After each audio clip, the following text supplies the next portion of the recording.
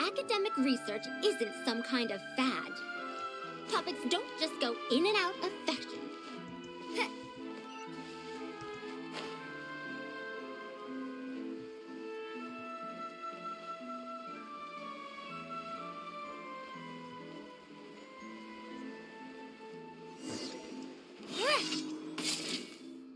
Tales from the Cult. Where go? What the? Won't be able to find a random another copy either. Oh, yeah, this thing again? Okay.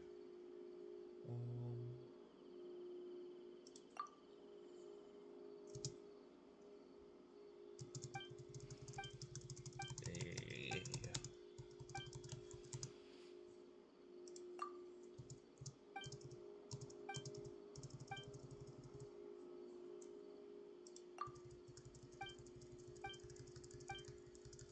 I've done this commission before.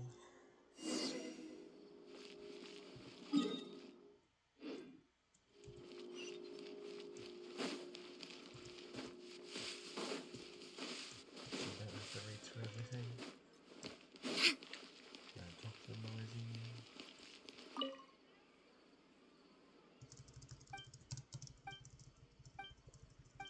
We don't really even look for anything in this, we just ask the police officer and then we just talk to people. Such a useless quest. Just have to follow someone for a commission. It's a little annoying.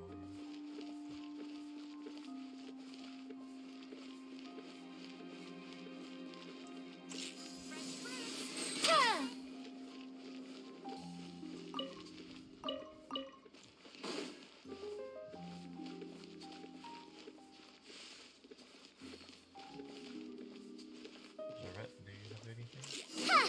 Oh, maybe he does. No? Oh, we just have, yeah, of course we just have the documents now.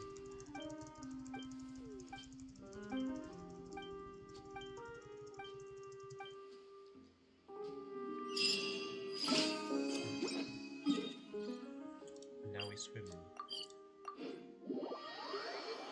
Who has the most HP?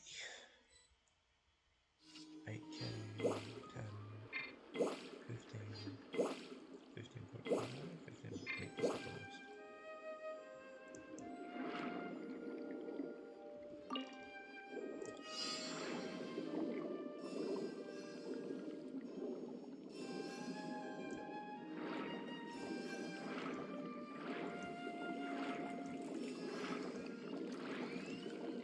Okay, easy.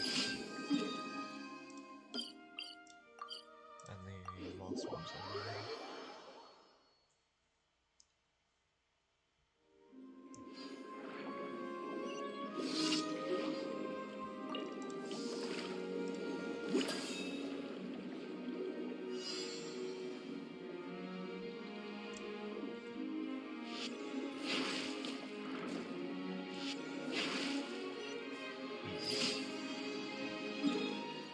I might grab this thing now that I understand what I'm meant to do.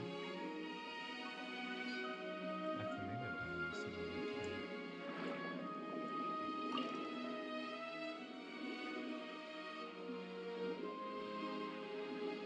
I'll click interact. I can't interact now. I did the thing I can see there.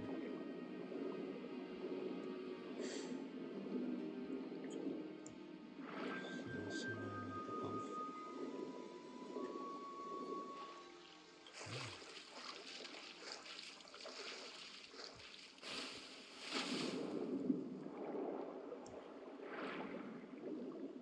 There's something that can move this one. Okay, I can move this one. I think that is related to this one.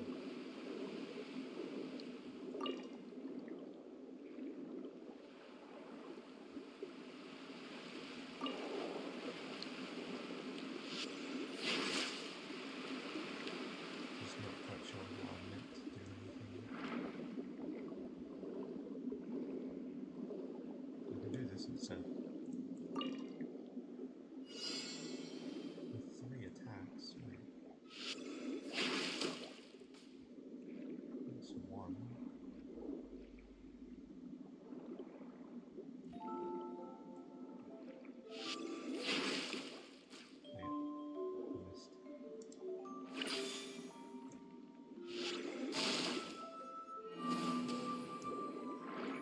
assuming we're going to use this for all of them.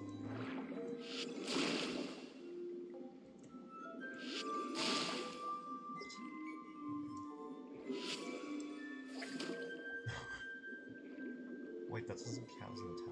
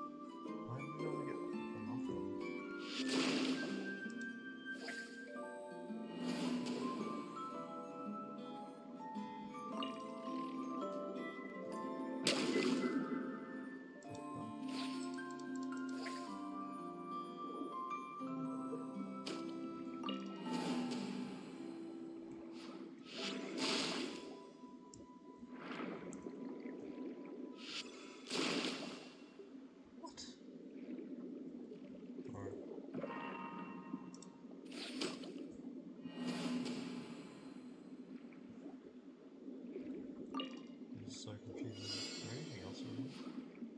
No.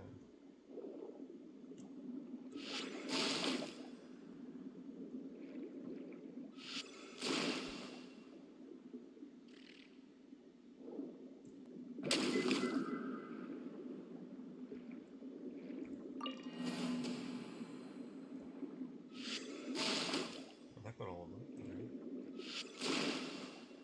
Oh, wow.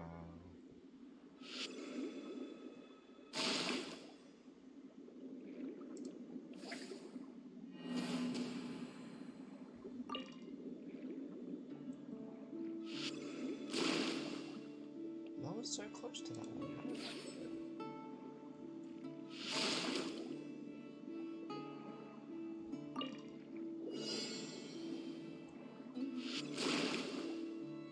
I get it.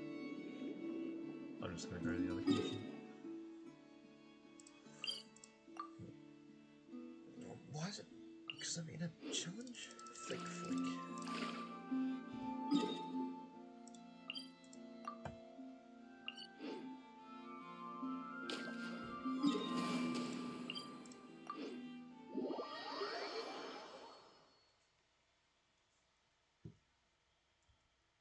Okay, first combat challenge. Final warning! Time to rock! Power cord! Use this. You've been a naughty boy. Too late for regrets. Have fun with this gift.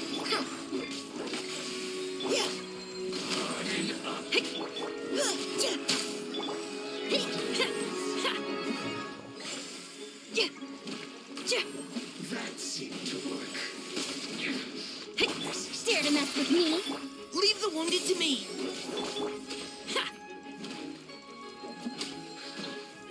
Pyrotechnics! Power cord! Amp it up! He. Blitz. Ha. Yeah. He. Engaging! Let's spark things up a little. Come a little closer. Feel the beat! Pyrotechnics!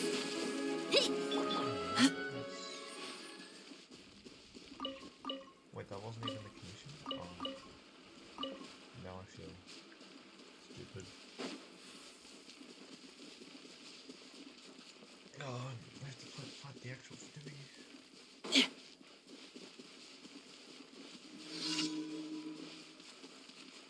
Frozen.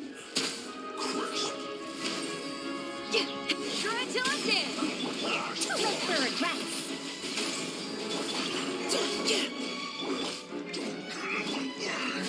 Let's end this. You're in for a little shock. Gears forces of the storm.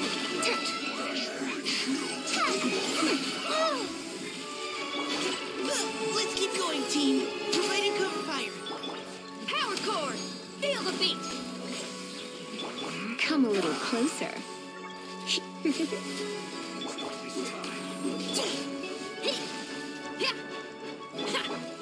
Come a little closer. Engaging. Too late for regrets.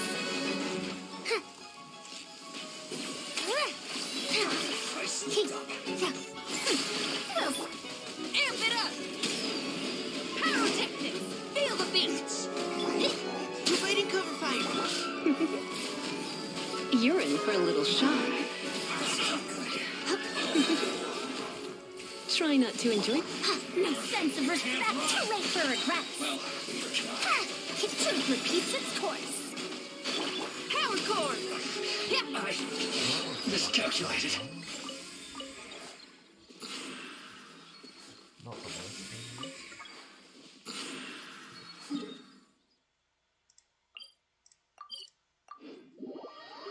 This daily commission is done. Let's start the Lyney quest.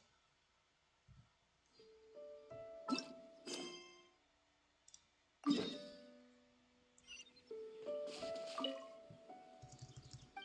many of these do I have? 14?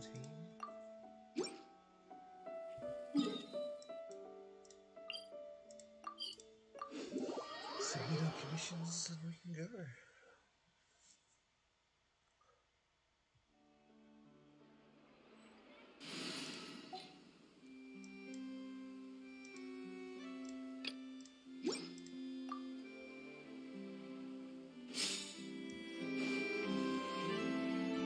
Ad Astra. Thank you for Ad Astra.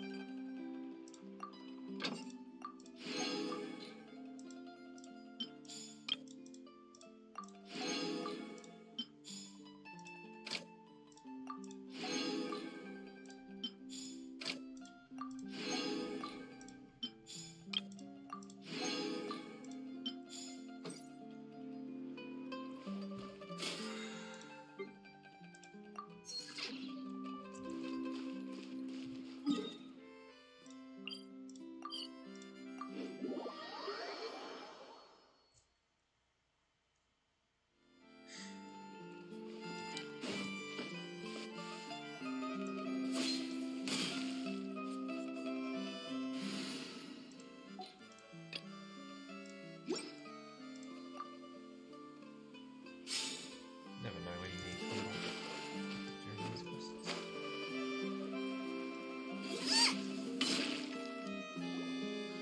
Wow, Mr. Magician! How did you know which card I picked?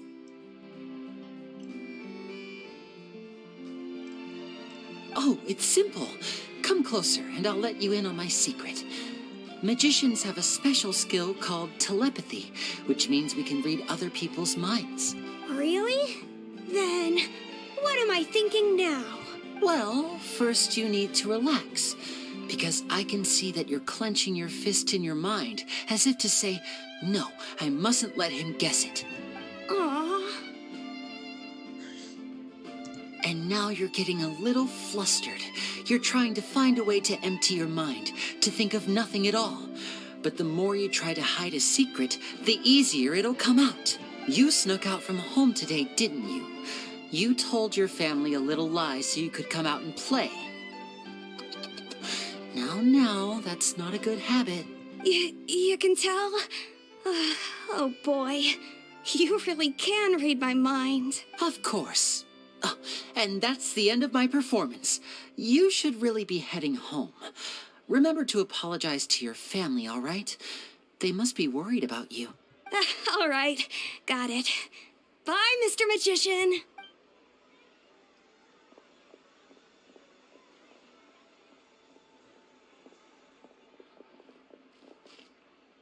Hey, Lyney? Why, hello. We meet again. Are you looking for me? What's the situation? Well, why don't you guess, Mr. Telepathic? Oh, please. You didn't believe that spiel, did you? The power of telepathy is quite beyond me.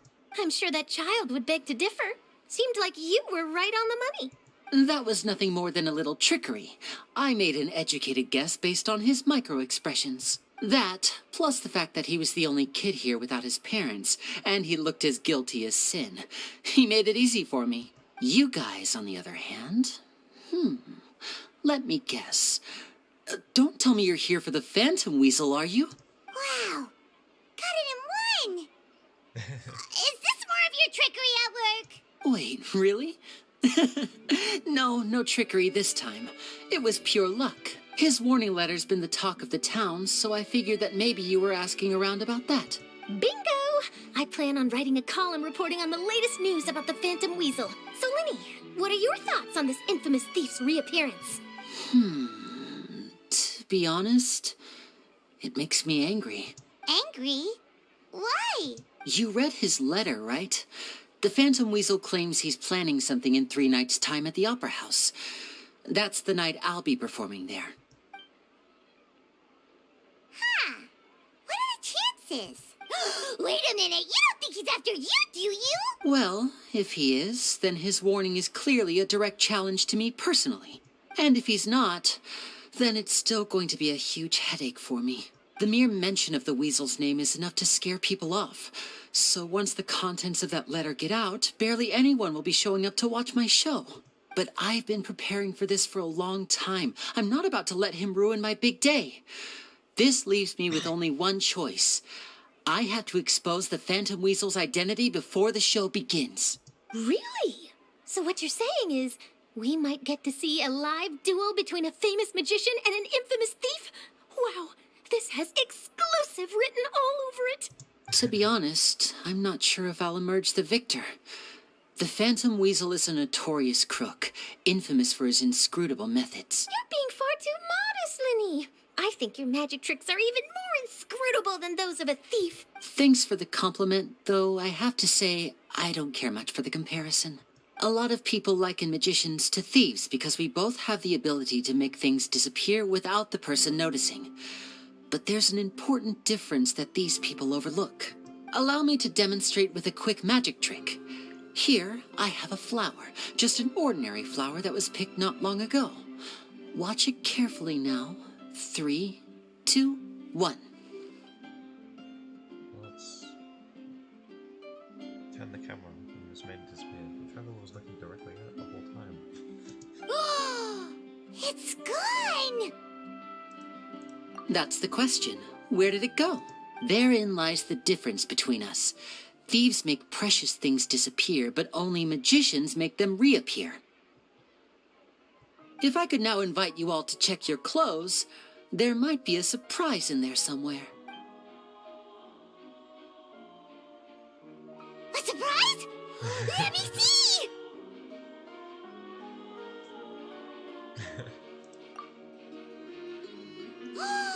It's right there! But how? You haven't moved this whole time! What an outstanding trick! Sorry, Lyney, it seems that my previous praise was woefully inadequate. Clearly, magic is the superior art form to theft. Don't worry, I didn't take offense.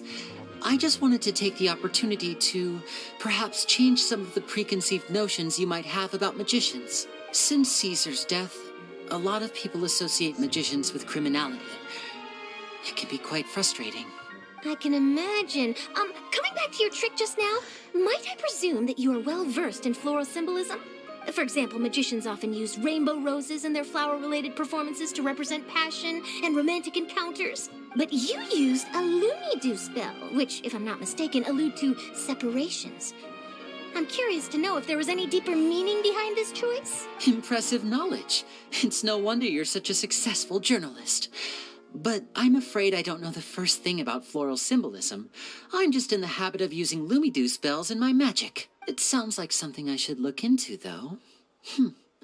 I'll buy myself a copy of Fontaine's Floral Language Facts when I have some time. But it'll have to wait until this Phantom Weasel business is behind us. Well noted. In that case, this brings us to the end of our interview. I, for one, am looking forward to the final showdown between you and the thief. Please feel free to get in touch to update me on any further developments. Otherwise, I will of course see you at your show in 3 days' time. But let's hope the Phantom Weasel is caught by then. If there's nothing else, I'll be off. You've given me lots to work with here, and I've got no time to lose if I want to write that exclusive piece. I'll see you all later. Things being pinned on Lyney again. Don't tell me there's gonna be some sort of court case again.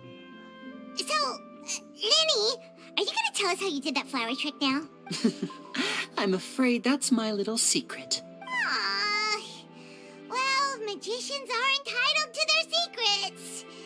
But Paimon's really itching to know how it's done. You feel it too, right? So itchy. Not so itchy then, huh?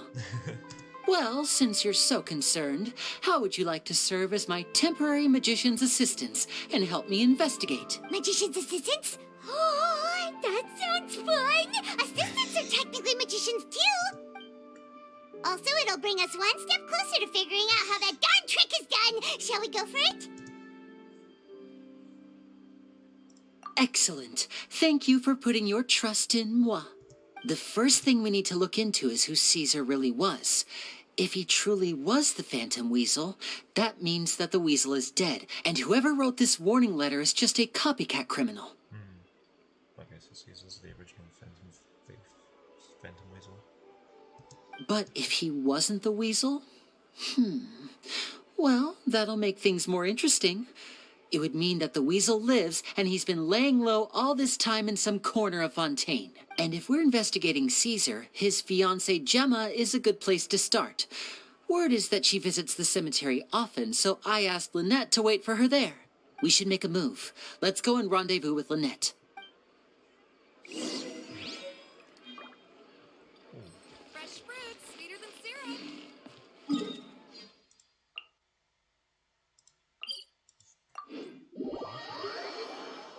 So now we know there's 2 of the people in this grave? Or is this just the grave for people who died in more than one cases?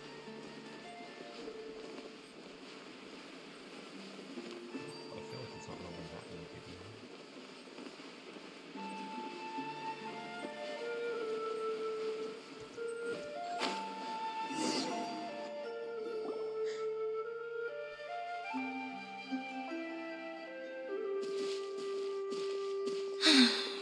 You took your time.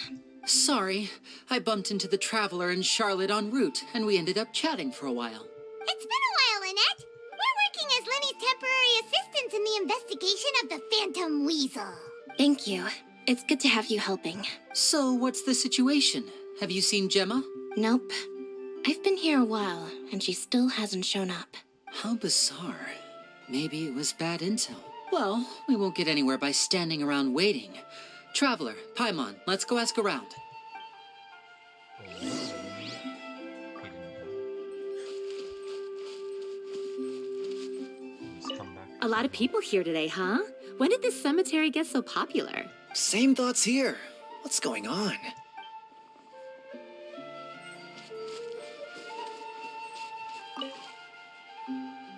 Excuse me, good sir. Do you by any chance know a Gemma? Gemma? You mean Caesar's fiancée? Sure I do. What's this about? I'm just trying to get a hold of her because I need her help with something. I heard she comes here a lot. Yeah, she does. Poor thing. It's no secret why either. She's heartsick. Ever since Caesar passed away, she's been coming here once every week to clean his grave. Often she just sits there in front of his headstone, lost in thought. Sometimes she talks to herself. I asked her what she was doing once. She said she wanted to speak to him again. She knows he's gone and can't hear her from the grave, but she just likes to spend time there, telling her fiancé all about how her life is going. What if Gemma's the Phantom Weasel? And she's been doing this ever since Caesar passed away? Oh, so 10 years. Wow. Their love must have been really strong. I'll bet.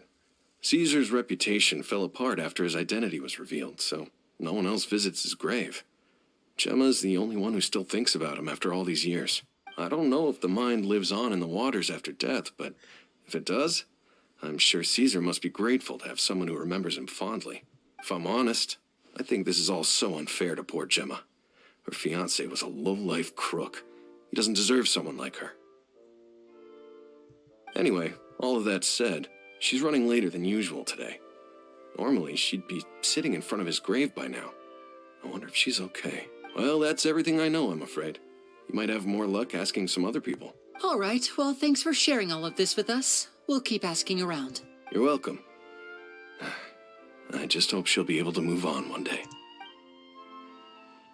Yeah, I can imagine if someone claiming to be the person that killed his death will coming back would change things a bit. Did you hear the news? They're saying the Phantom Weasel's back. You're kidding. Wait, isn't he dead? I don't know anymore. All sorts of news flying around nowadays. I can never tell what's true and what isn't. But what if, just hypothetically, I mean, what if this weasel's the real deal and Caesar was framed? Called it. Seriously, 10 years ago, on the day it all went down, I said to myself, you know what? This guy's been set up. The Caesar I knew was a good guy. He gave balloons to children on the street, for Pete's sake. What, are we supposed to believe that he was a balloon thief or something? Give me a break. Oh, please. Weren't you the one cursing his name to high heaven when the police announced the news? You were all, that gosh darn lousy son of a, you think you know a guy, or words to that effect. Wait, did I say that? I don't seem to recall. Hello there. Sorry for disturbing you, but I couldn't help but notice you were discussing the Phantom Weasel. We're actually quite interested in this topic as well, but we're struggling to get to the bottom of it. Do you think you could spare a moment to tell us a little bit about Caesar? You've come to the right people. Yep, I was there. Back when Caesar used to perform magic tricks on the street. He was a great magician. The best trick I ever saw him do was pop a transparent balloon, only for a whole bunch of doves to fly out from the inside. I was right up close and didn't blink or look away once. But for the life of me, I still don't have the faintest clue how he pulled it off. Really incredible stuff. I saw him perform too. He always used to bring some gifts along for the kids who came to watch his show, and he'd hand them out after he was done. Sometimes he even got the kids to write their wishes down, and then he'd make the items on the wish list appear in his next show. He doesn't sound like such a bad guy. But after he died, there were also rumors that he used the wish list to find out what was precious to people, with the intent to steal it later. As I'm sure you know, the Phantom Weasel would steal just about anything from anyone. Whatever the case, now that the Weasel is back, Caesar's become a hot topic once more. I bet Gemma must be pleased. If Caesar's name gets cleared, maybe it'll finally give her some solace after all this time. Oh, speak of the devil. That's her over there. If you've got any more questions about Caesar, she's definitely the one to ask. So that's Gemma. Is it just Paimon, or does it look like something's wrong? Wait, it looks like she's injured. Come on, let's see if she's okay.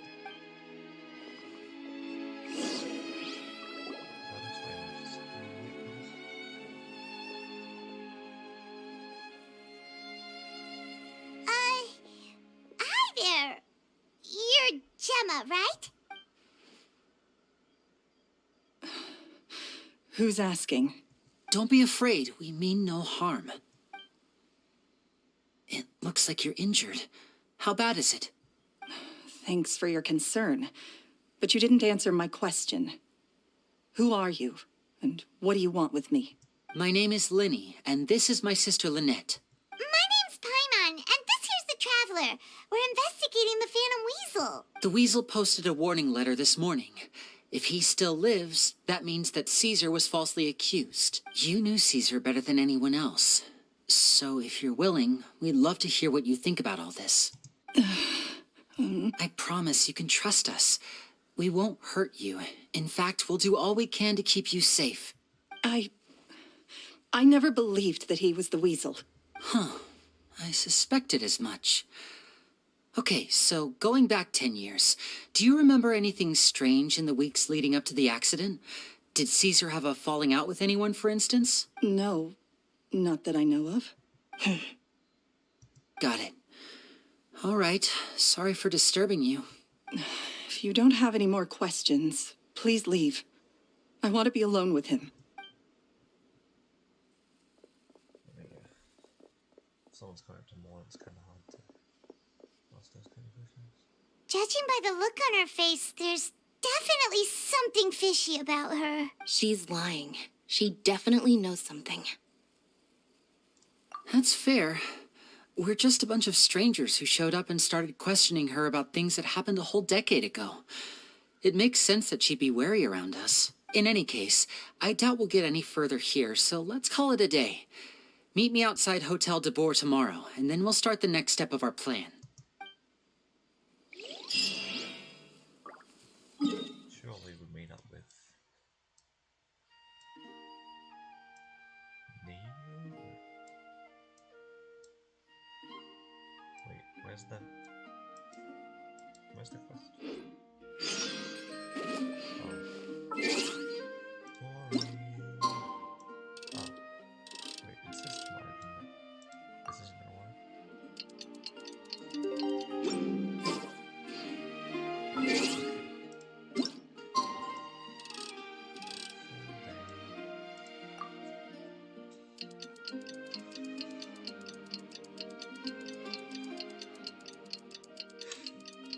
Good location for it.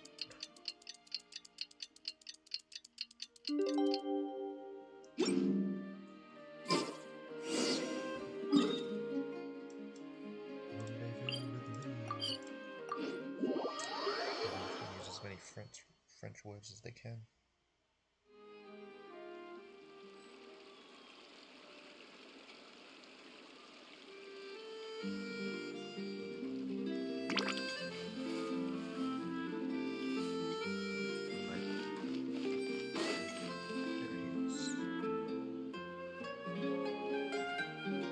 Over here.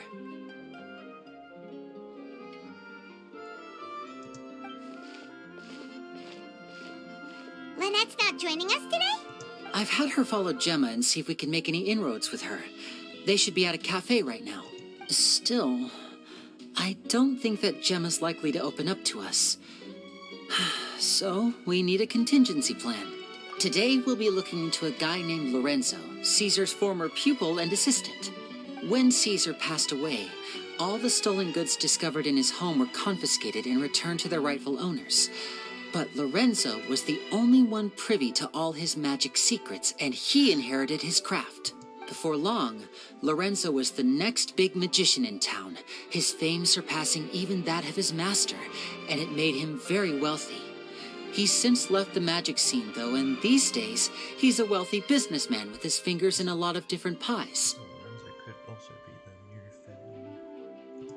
I had to pull a lot of strings, but I managed to get him to agree to a couple of drinks with me. Be warned, though, I hear he's got a hair-triggered temper. We'd best be careful.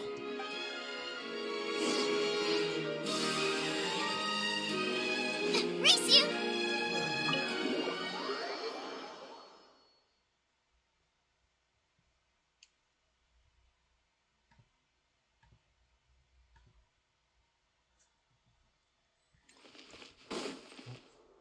Didn't see him. Ran into the hallway. You neglected to mention that you were bringing 2 other people with you. Oh. Very deep voice. My apologies. These 2 are my assistants. When they heard that I was meeting with the former magic maestro himself, they begged and pleaded with me to bring them along. And if it's no trouble, a couple of autographs would really make their day. Oh, forget the pleasantries. Just sit.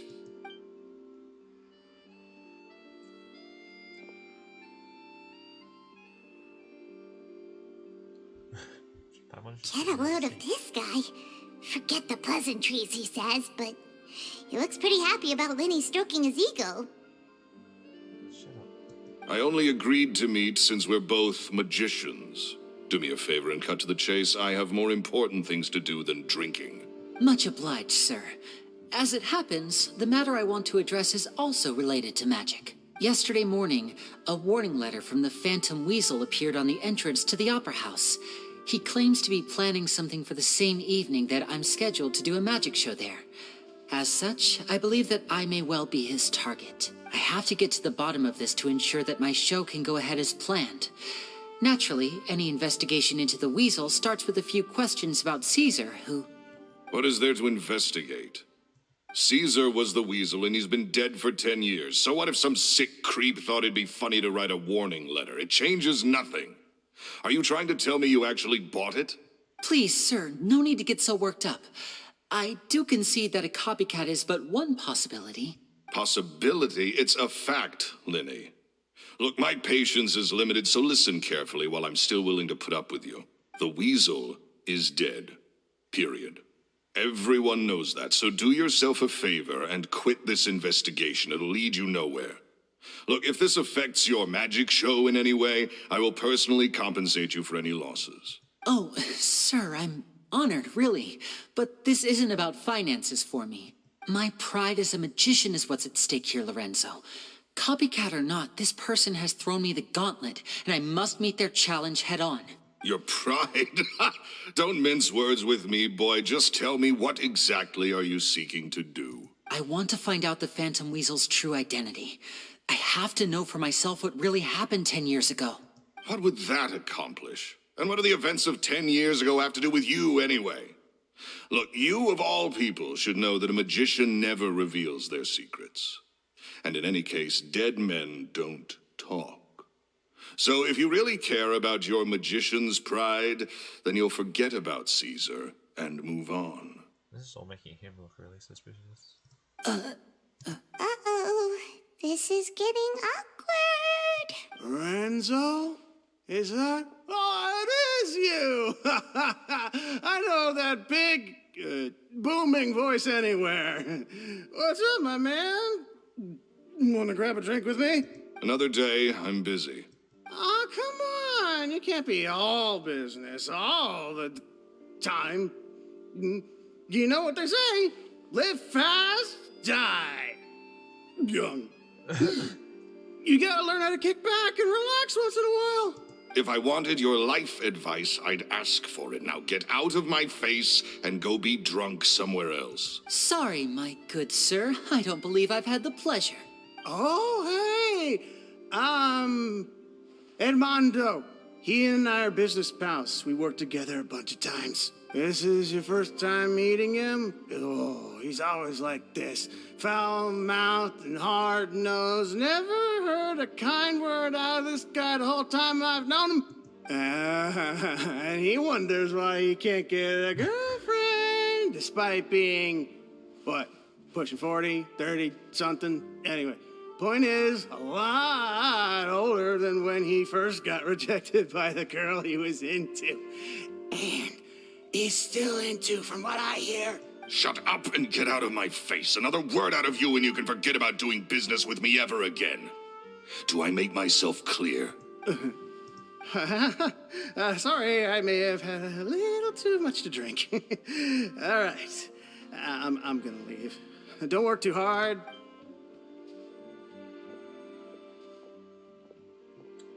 I think it's high time I made a move as well. If you really want to investigate this, Lyney, be my guest.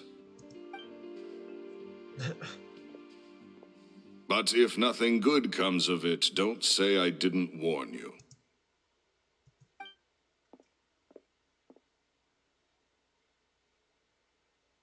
Well, that fell to pieces in a rather spectacular fashion. Any thoughts? Totally. And what was all that about compensating you for your losses? Why would someone you just met make an offer like that? He's gotta be hiding something. And not like Gemma. She was a little suspicious, but this guy's definitely covering something up. I think so too.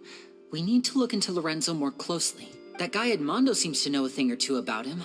He only just left. Let's see if we can catch up with him.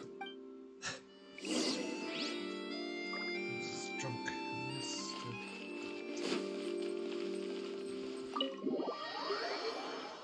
He'll probably tell us anything at this point.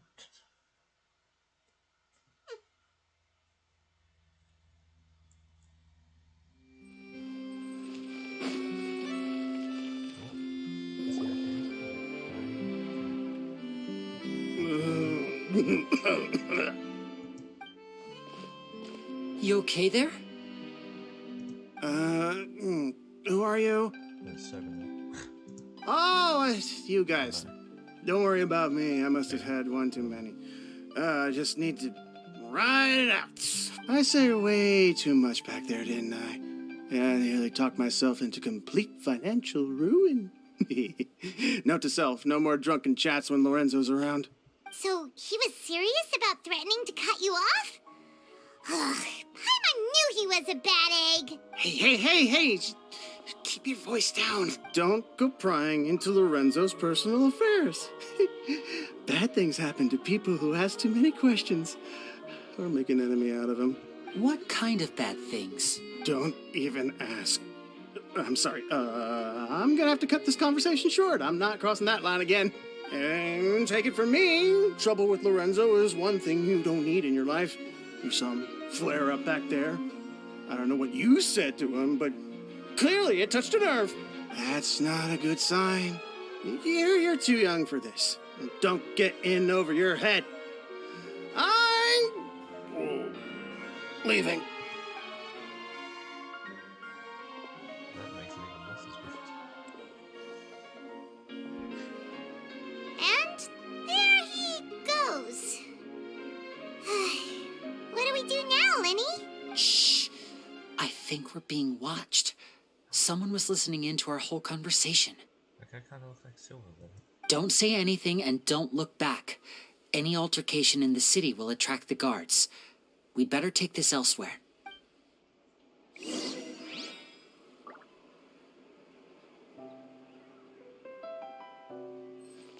I want that waypoint to be seen.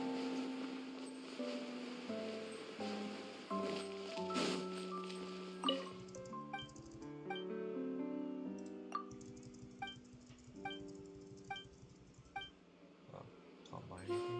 That's boring. I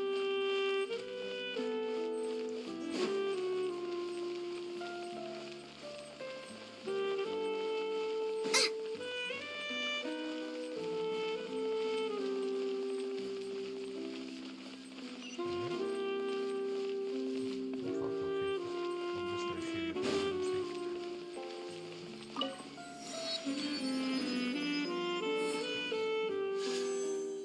I can do 2 wishes.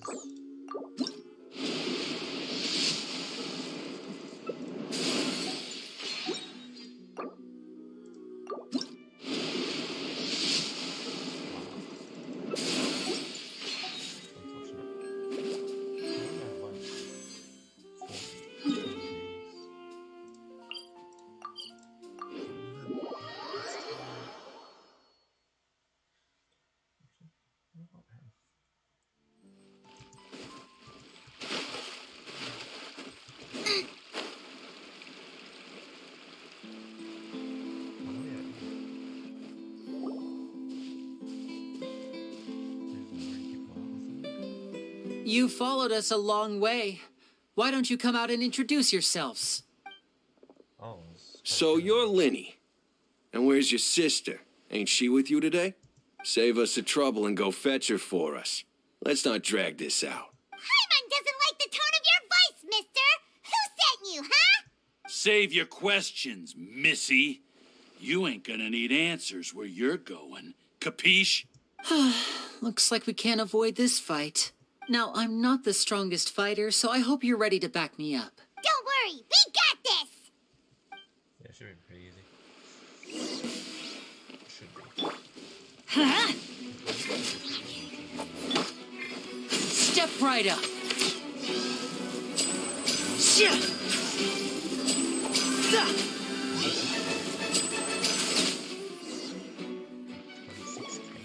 Curses.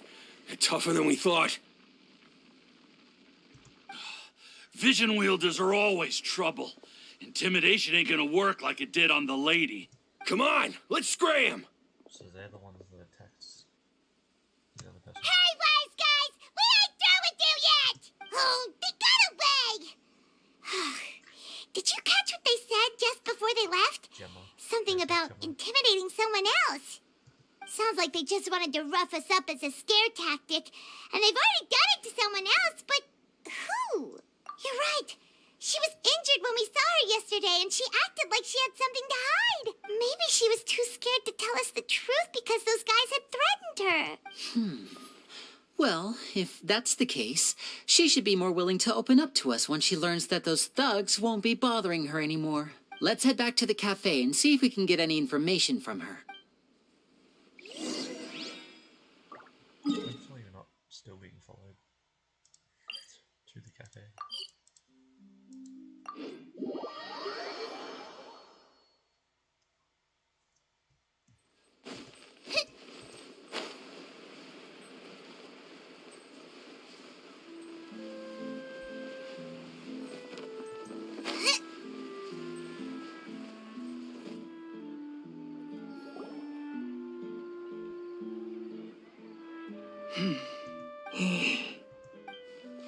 Gemma?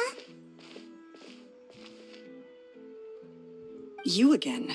What is it this time? We just ran into the men who've been threatening you, and we gave them a taste of their own medicine. So, you can relax now. We're here to protect you. What? Why? I didn't tell you anything. Why would they come after you? Sounds like they're no strangers to you. That's putting it mildly. I know them all too well, and I hate them with every fiber of my being. It's been 10 long years, and still every time I try to look into Caesar's death, they show up and warn me not to do anything stupid. How do I know I can trust you? Do you really think you can get to the bottom of it all? And why are you doing this? I'm afraid I can't reveal all the details just yet, but I can promise you this. I will expose the Phantom Weasel's true identity.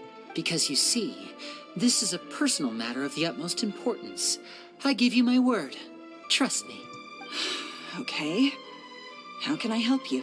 I've heard that Caesar used to have a magic workshop where he kept a lot of his personal effects. If possible, I'd like to take a look at them. Do you know where it is? The Fleuve Sonde. But the place was sealed up by the police after his death, and no one's been there since. I also know that the Fleuve Sonde is dangerous territory. Lots of hostile groups lurking around. If you're serious about going there, please be careful. Understood. Lynette, you stay here and take care of Gemma. Don't let her come to harm. Got it. But if I'm staying here, I'm ordering dessert. I mean, bon appetit. But stay sharp, too. They're likely to come for you while I'm away. Okay. All right. Power saving mode off. I'll start taking this more seriously now.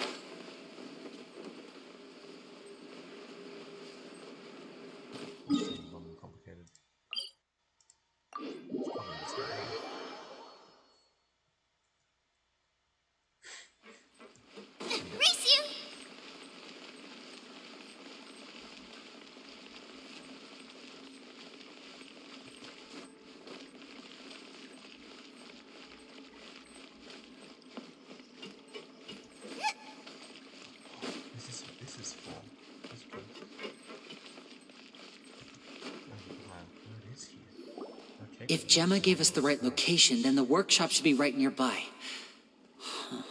Looks like these boxes are blocking the entrance. Let's shift them away first. There we go. It should be just down here. Interesting. Oh. Level 40. What's really low level for... Oh no, it's level 90.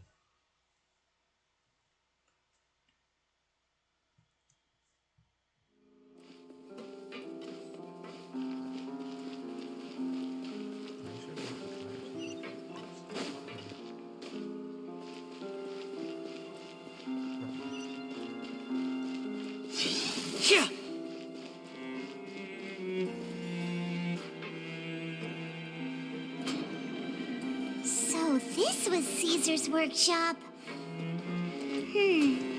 Nothing suspicious here, just normal magic props. Let's head in further.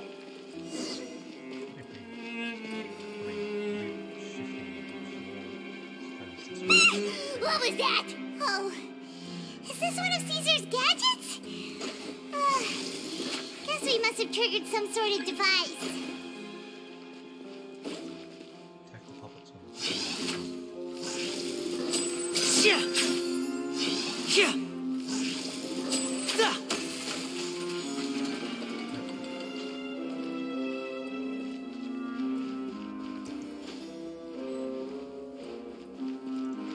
And voila! No, my sword! Shine down!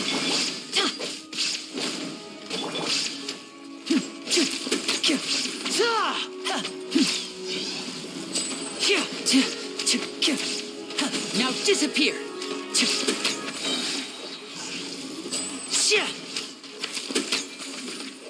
Whoa. We went into the sky. Look, the doll in the box is glowing. We're flying now.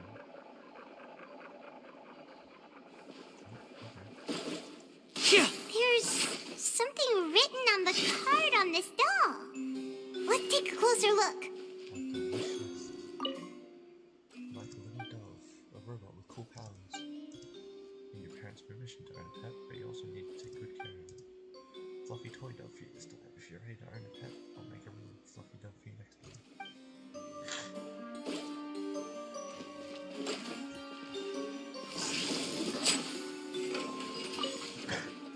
A bucket of fried chicken that never runs out. A new bag.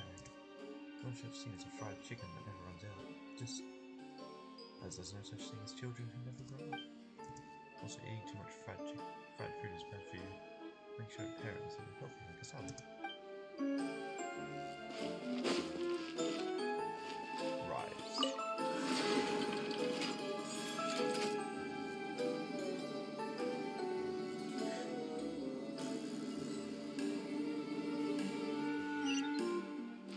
He seems just as nice as living.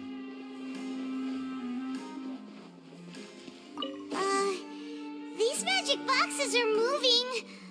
What do we do? One of them looks different from the rest. Let's investigate.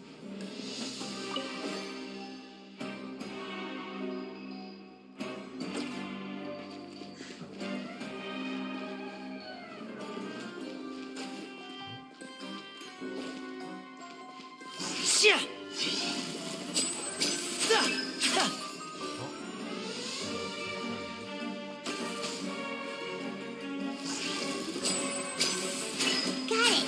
We're supposed to find the box that lit up at the start, right? There should be another wish list inside. Let's keep trying.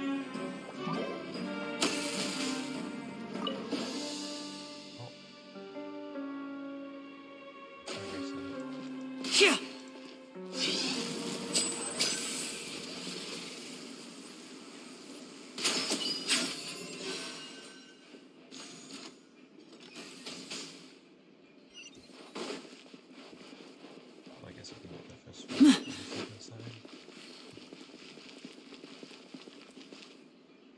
It's a chest, guys, chest. Not really suspicious though. Why do you have like a whole domain of magic stuff? That's weird. Have we reached the end already? There's nothing here. Maybe this was a wasted trip. This place seems a little too ordinary for a magician's workshop. There's a distinct lack of mystery. We've triggered quite a few devices on the way here. I'm starting to wonder whether Caesar built this whole place as one big, elaborate magic contraption. If so, then there must be more to this place than meets the eye. Maybe a hidden room somewhere. Aha! If I just move this book, then hopefully... And presto. A secret passageway! How did you know? I'm a magician too, and apparently great minds really do think alike. Looks pretty big inside. Let's head in and take a look around.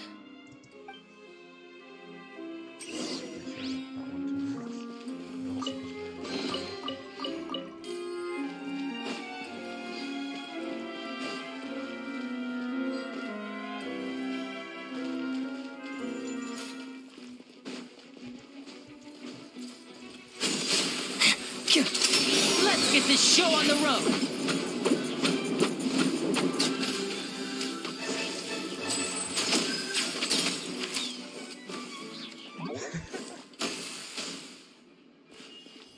Camera angle I got for that.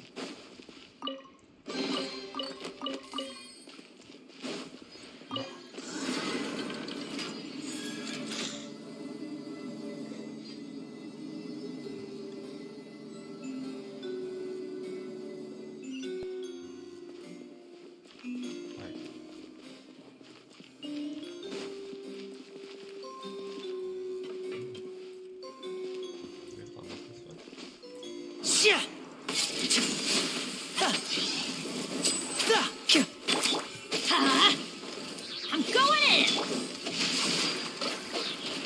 Rain cutter! Yeah!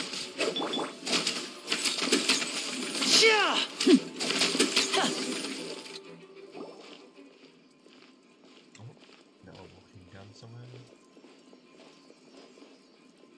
Why have you stopped, Lyney? Is there some device in that box? It just looks familiar somehow. Let me check this out for a second while you guys go on ahead. If anyone makes a major discovery, let's rendezvous here. All right, see you in a bit. It's gonna disappear.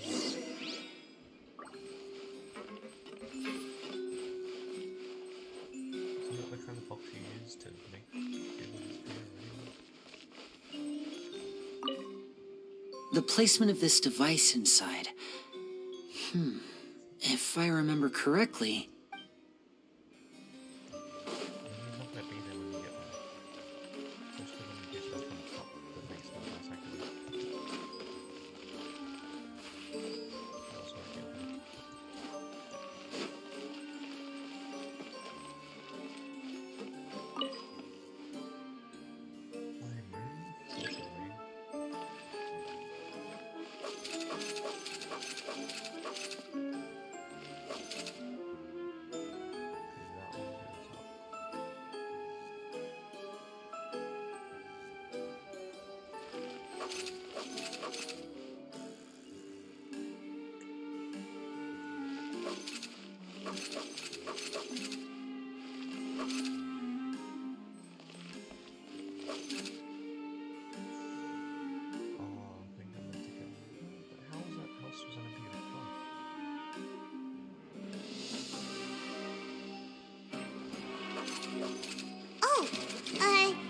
Seems like we can't step on the same tile twice.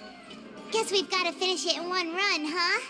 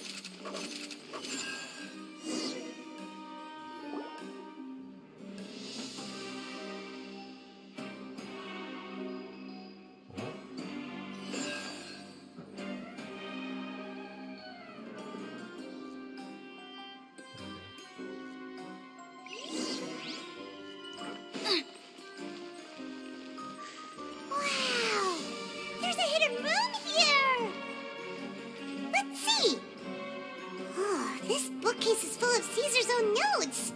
He wrote a lot about the principles of magic. Whew. Much too advanced for Paimon. Hey, look! Is that Caesar's diary on the table? Looks ominous. Very This ominous. book's thick as a brick! Let's take a peek inside it, shall we?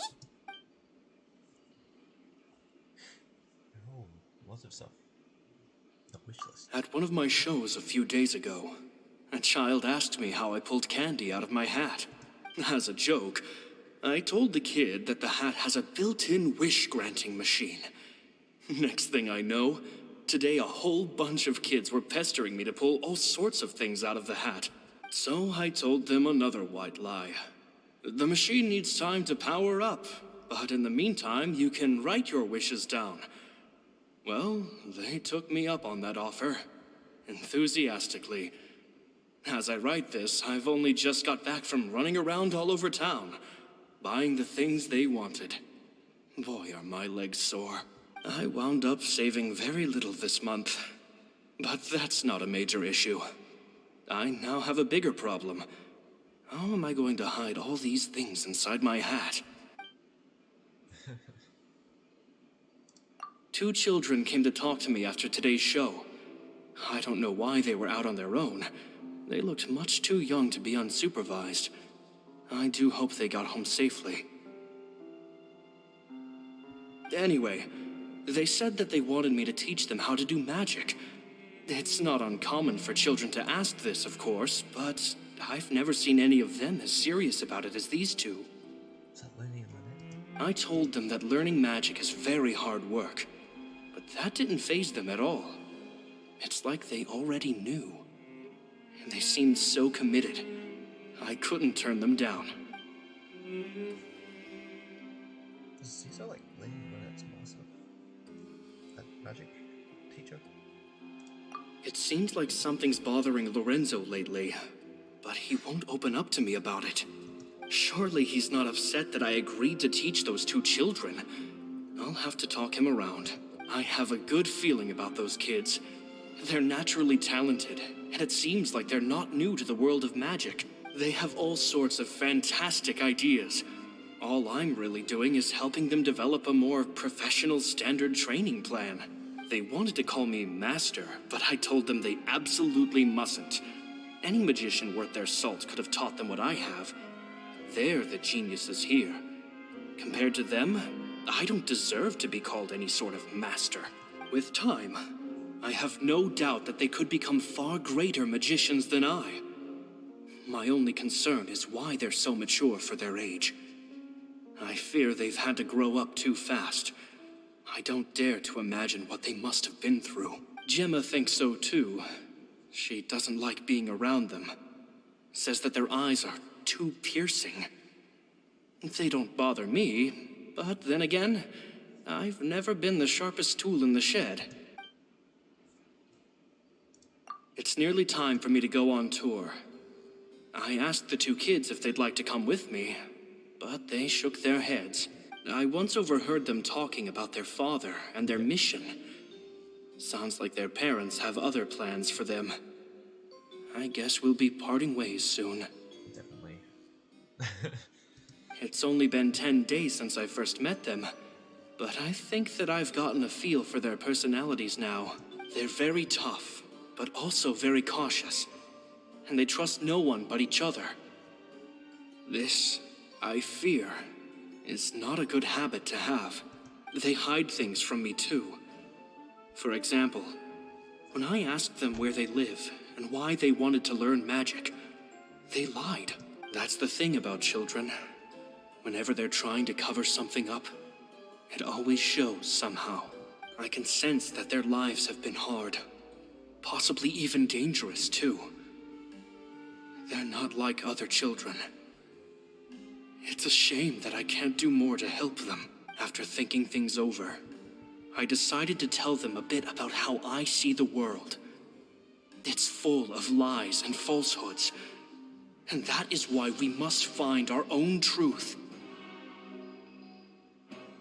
P.S. I hope they won't find my nagging annoying. Children are so opinionated nowadays. Will it do them more harm than good for someone they've only known 10 days to lecture them like that? PPS. Maybe I'm overthinking this. Children aren't interested in grand philosophies. It probably just went in one ear and out the other. I bet they've already forgotten every word I said. Probably not. Now that that's been mentioned. Oh, Caesar, Caesar. Just mind your own business next time. Oh, now I can stop reading. Two magic geniuses with a father and a mission, huh? Sounds a lot like he was writing about Lyney and Lynette, don't you think? So did they meet Caesar when they were kids? Let's go ask Lyney. And Lyney's gonna be gone.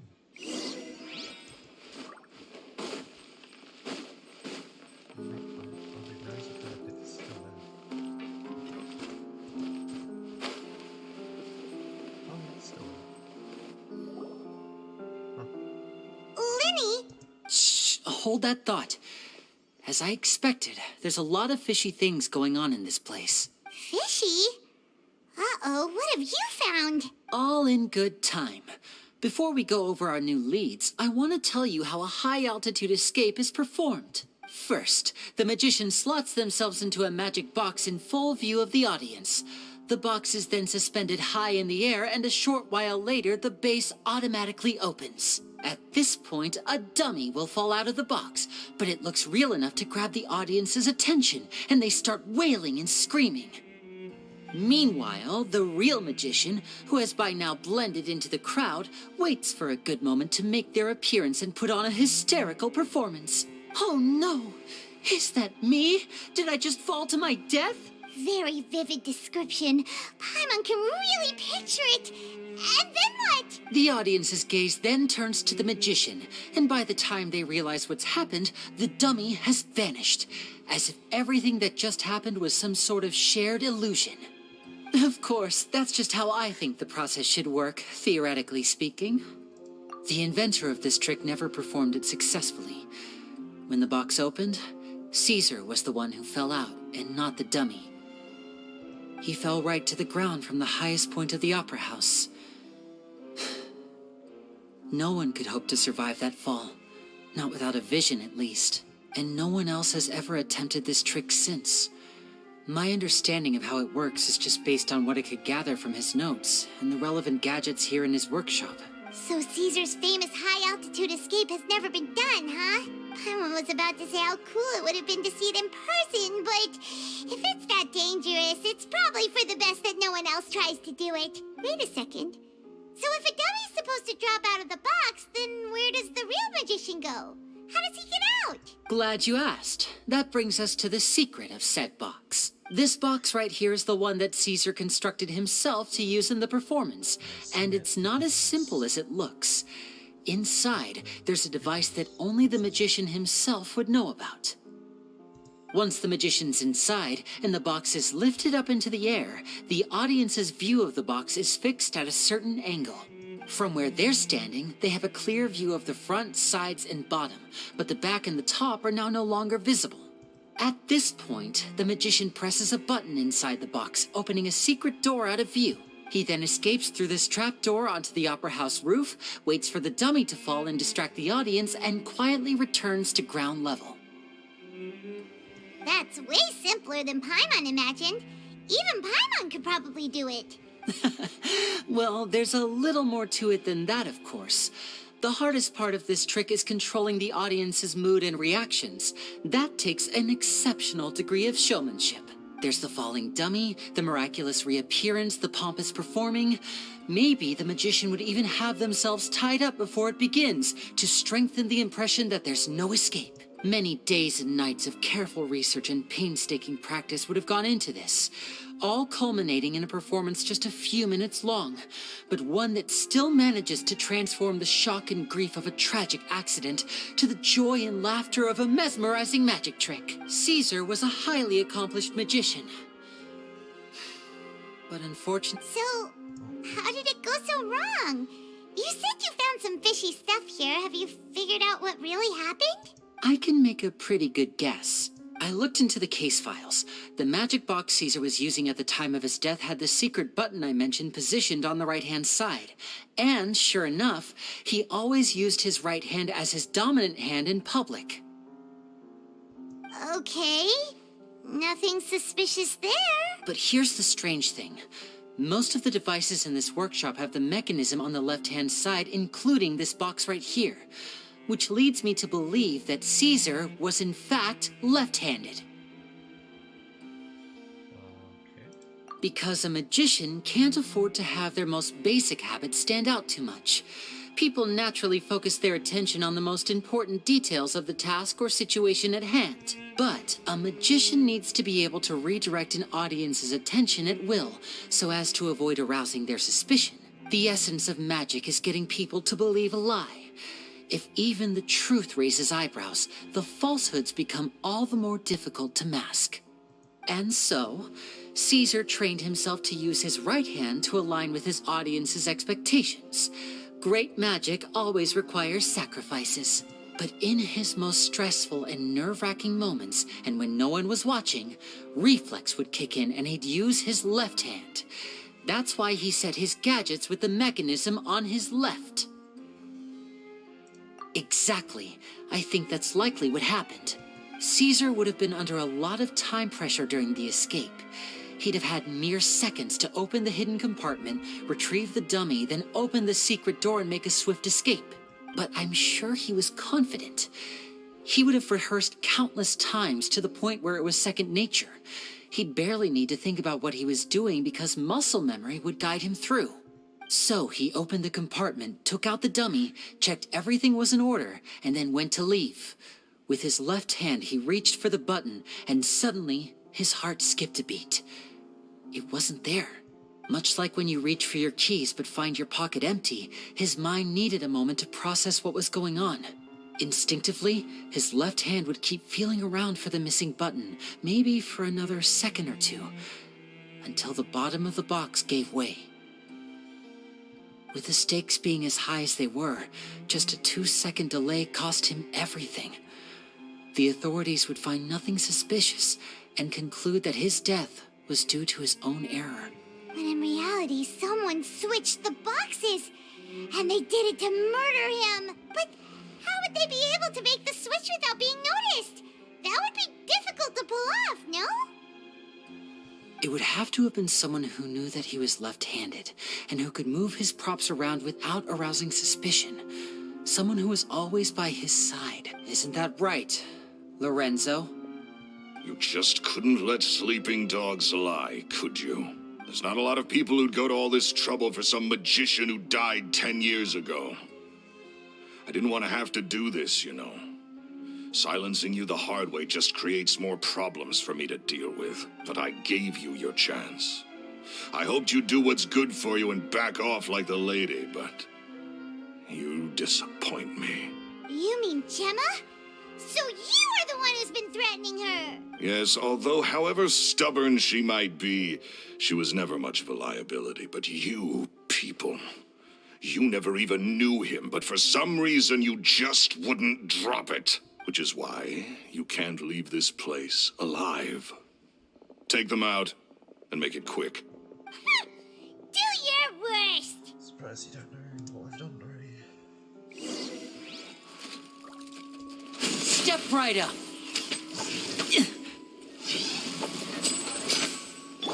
Everybody stand back! Hey-ya!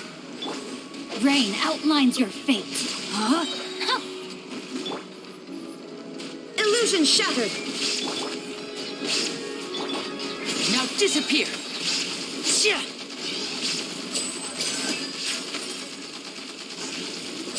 Yeah.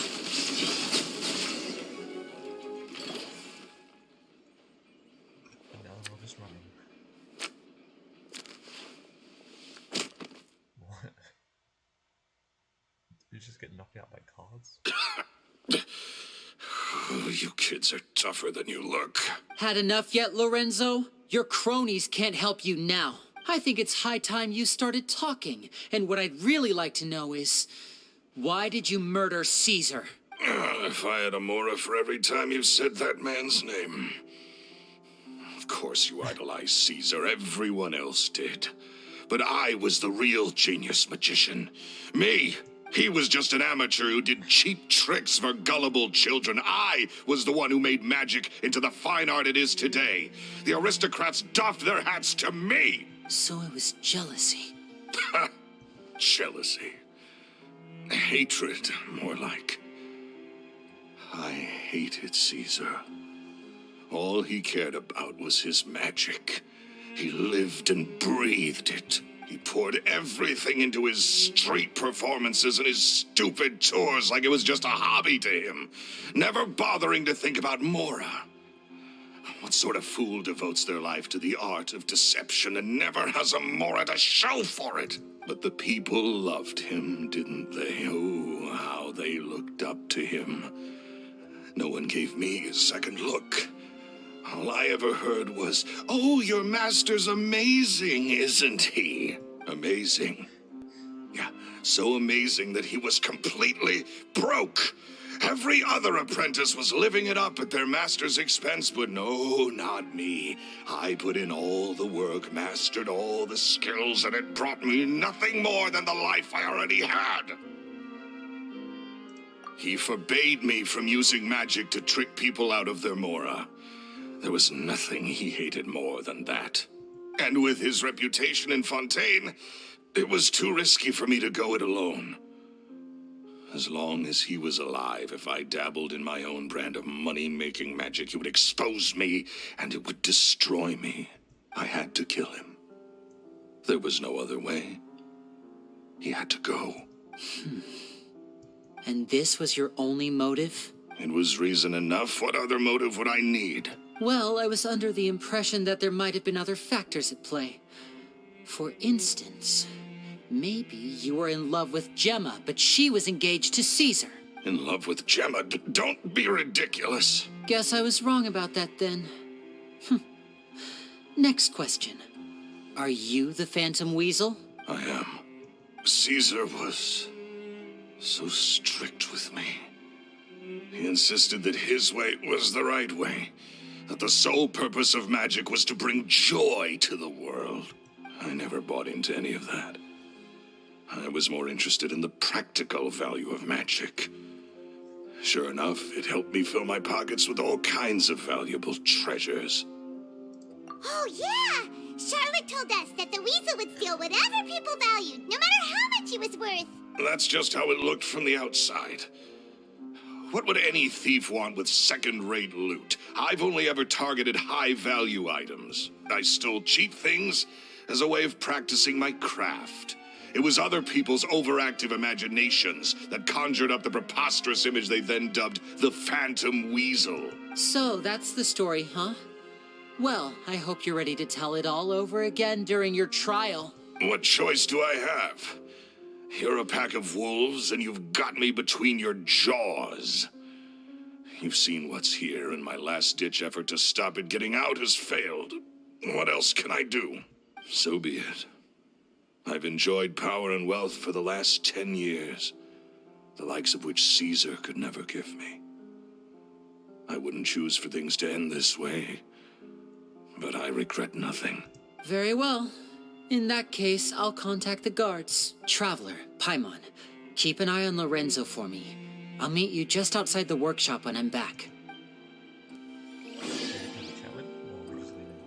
Nice and spicy.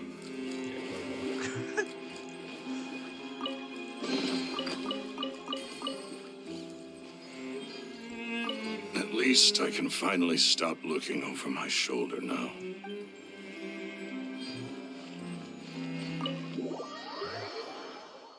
It's kind of like, there's quite a few people that will go broke for their hobbies. It's kind of what Genshin's like ideals are.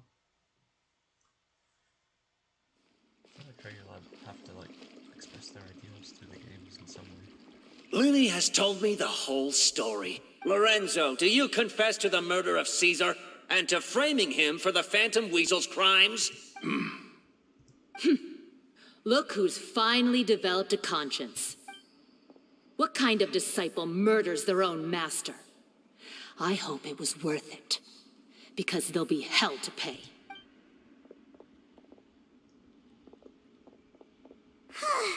Looks like it's all over. What should we do next, Lyney? Should we start preparing for your show?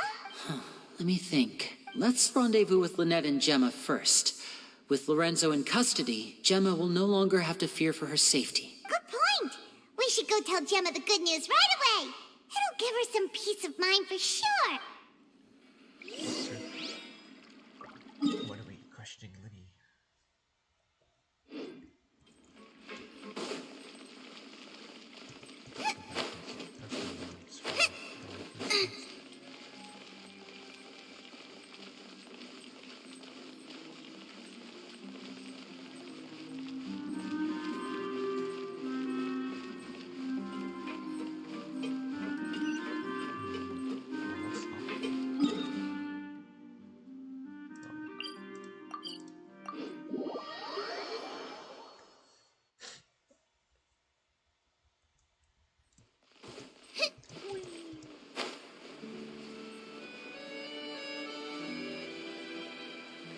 Still at the cafe.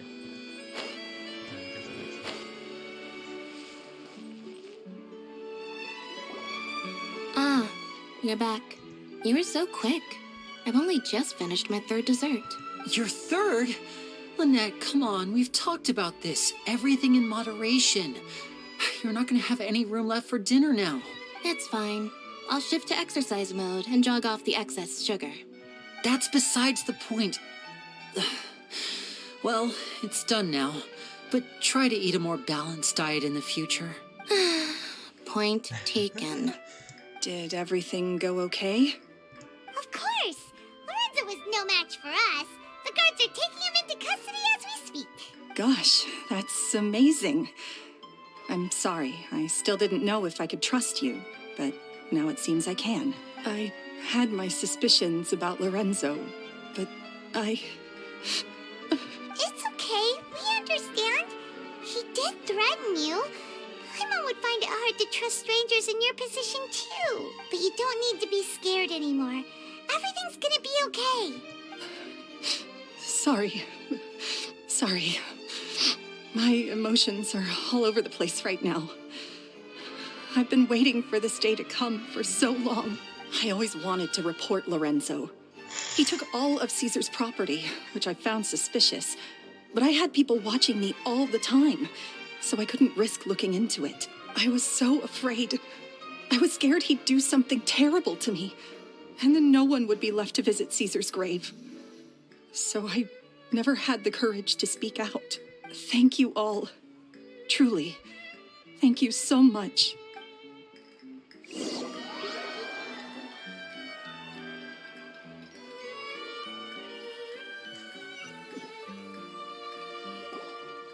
Thank you all for clearing Caesar's name.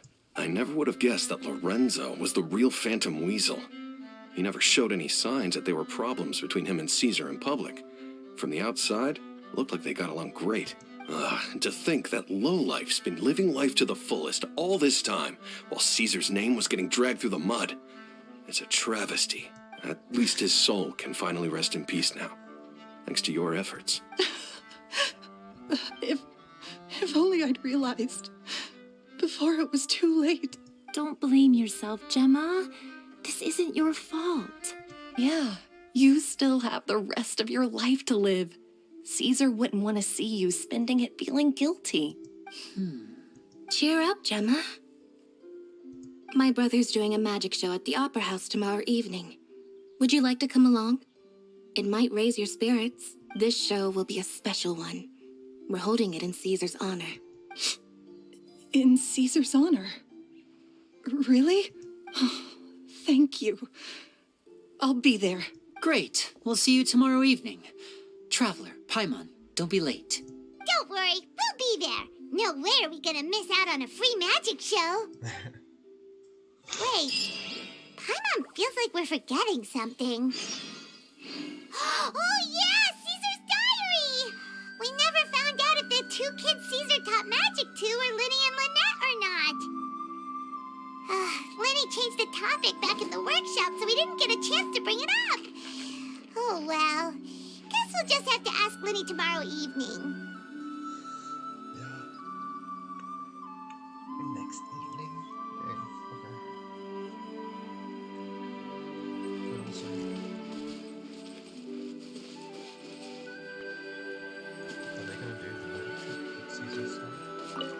I've spoken many choice words about Caesar over the years. I'm so ashamed of myself now. He was such a good man.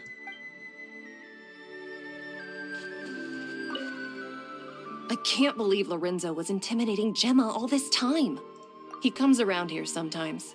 Not to clean Caesar's grave, though. He just stands off to the side and watches Gemma from a distance. She must have known. But she never asked him to leave. I wonder why that is.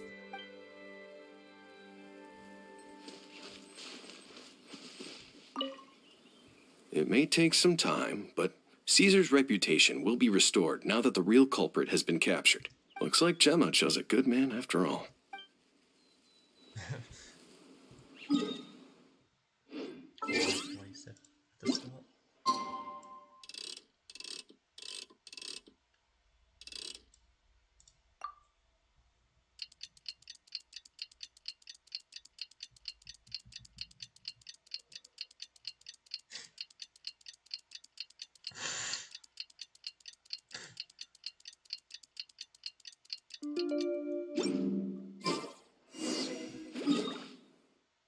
Now to go to the opera house. I don't think I've got enough Hydra things to donate to the fountain. No.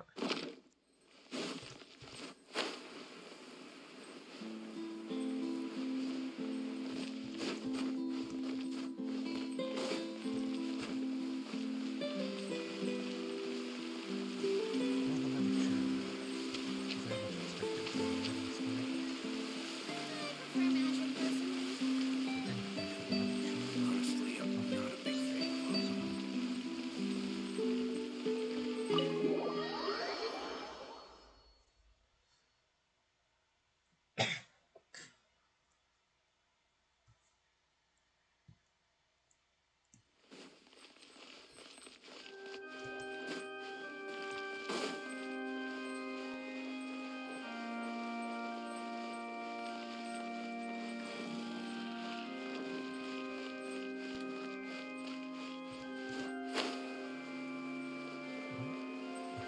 Oh, Charlotte's here. Just Charlotte, Lynette. Oh, Lynette's in the audience? Here I am, as we agreed. I wonder what kind of show Lyney has prepared for us this time. Oh, the anticipation. It's killing me. Oh, and how could I forget? Thank you both for capturing Lorenzo. Now that this decade-long case of the Phantom Weasel has finally been put to rest, I'm going to go through my notes and put it all together into the most spectacular special column piece to ever grace the pages of the Steambird.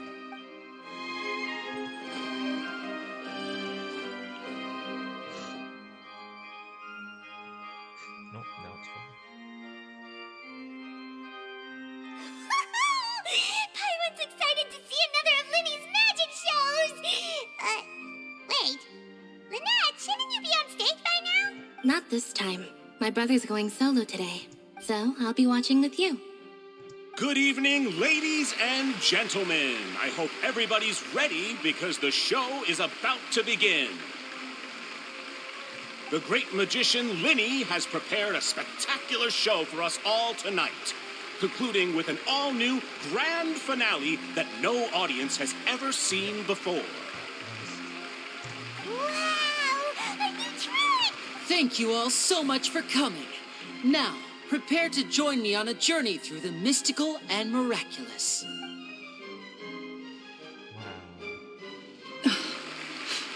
Exciting stuff, isn't it? Yes, it's just... It reminds me of him. No wonder. Caesar was a famous magician too. So, how did you two first meet, Gemma? Well, I was out on the street once, and I saw him performing for little children. Children love magic, because they're willing to believe in things that can't be rationally explained. Caesar had this amazing way of bringing them into a dreamlike world, and somehow, I felt drawn to him too. So, I went up and asked him to do a trick for me. Aw, that sounds so romantic. What trick did he do? It was with a flower. He took it in his hand, snapped his fingers, and it magically appeared on my head. I was so happy that day. No one had ever given me a flower before that. Oh, that's so cute! Actually, now that you mention it, Lyney's done that one before. Is that right? Then I suppose he's a romantic at heart, just like Caesar. So let's treasure the time we have with him. After all, you never know when the people dearest to you might be gone. That's right. It's all over now. Paimon doesn't really know how to comfort you, but at the very least, no one's gonna be intimidating you from now on. You can breathe easy at last, right? Right. Yes, you can breathe easy now, Phantom Weasel. See? Even Lynette says... Wait, what? The Phantom Weasel? Lorenzo escaped? Where is he? What do you mean, Phantom Weasel? As Lyney once said, a performer's job is to commit fully to their role and put on a flawless performance for their audience. But once the bag of tricks is empty and the curtain falls, it's time to end the show. The spotlight is no place for someone with no more cards up their sleeve. It's been 10 years, Gemma. Aren't you tired of the grieving widow act? I think it's time to put an end to it. What are you talking about? Paimon doesn't like this riddle. Traveler, Paimon doesn't like where this is going. Come on, say something! Ladies and gentlemen, I hope you're all enjoying the performance so far. There will now be a brief intermission, after which Lyney will perform the most electrifying act of tonight's show, the one we've all been waiting for. The final performance will take place outside of the Opera House, so please make your way outside in a calm and orderly fashion. The Phantom Weasel never did like public places, did they? Don't worry, this place will be quiet soon. Let's talk somewhere else for now.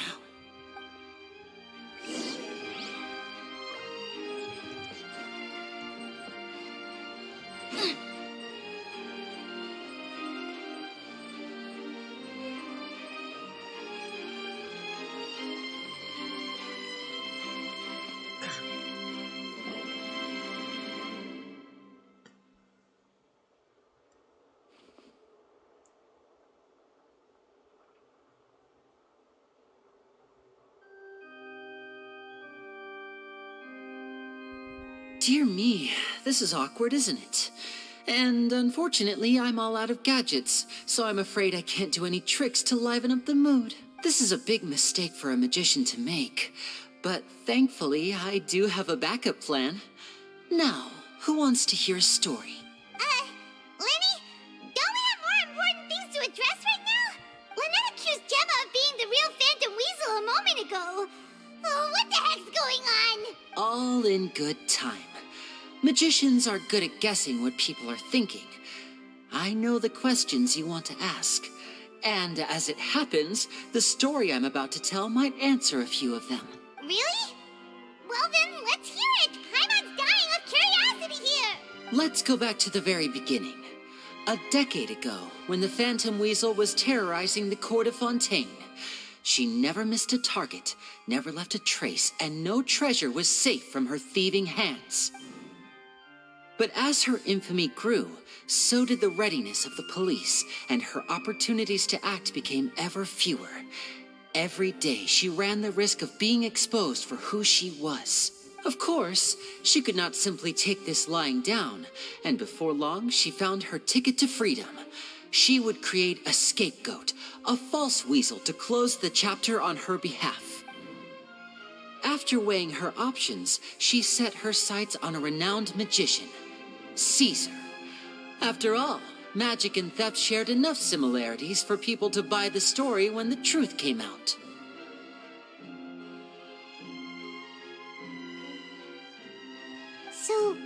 So then what? Being the master deceiver she was, the weasel easily earned Caesar's trust.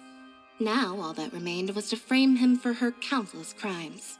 But as she was considering how to make her move, she noticed Caesar's aggrieved pupil, and a new thought entered her mind. Maybe I don't need to get my hands dirty after all. At her encouragement, Lorenzo tampered with Caesar's magic box, causing him to fall to his death. Afterwards, Lorenzo seized his master's property, and the weasel set about tarnishing Caesar's reputation. 2 co-conspirators committed the perfect crime.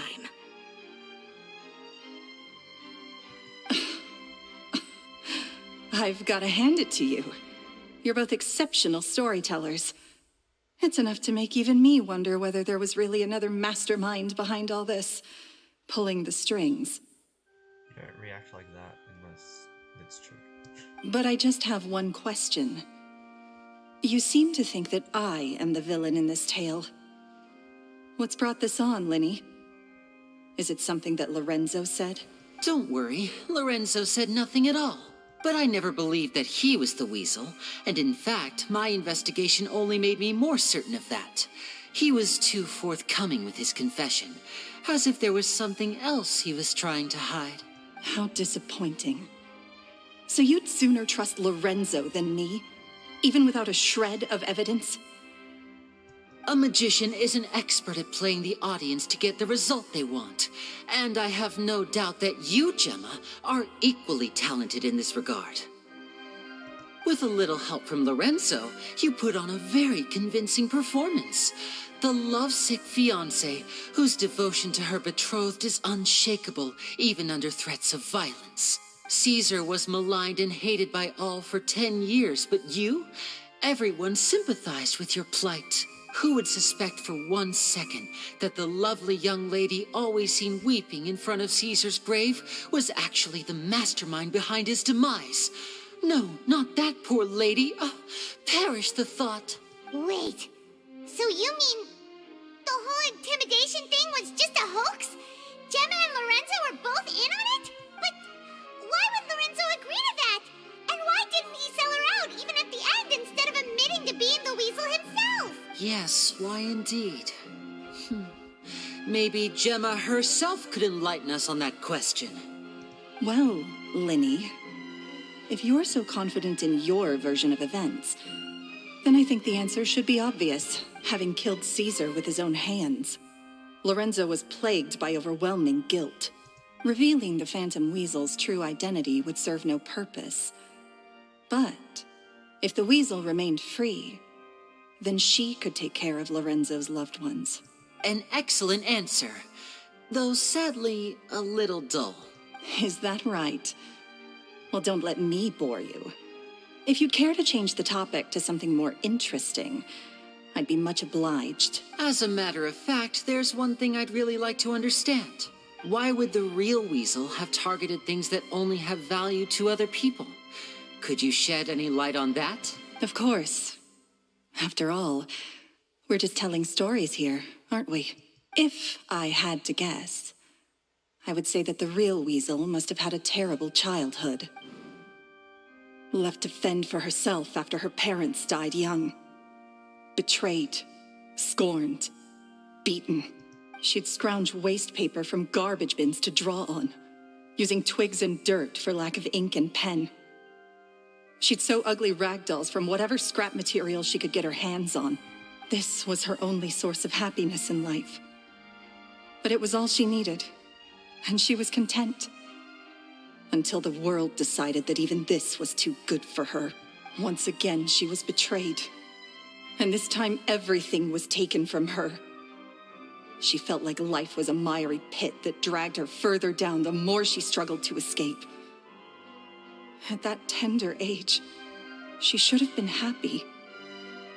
Instead, she stood in the shadows and watched with envy as all good things in the world passed her by. This was a fate too cruel for anyone to bear. Her pain became a breeding ground for dark thoughts. Thoughts which festered and grew into a twisted solution to her troubles. I detest the happiness of others, in all its forms alike. I will rob them of everything they hold to be good and true, and it will fill the void in my soul.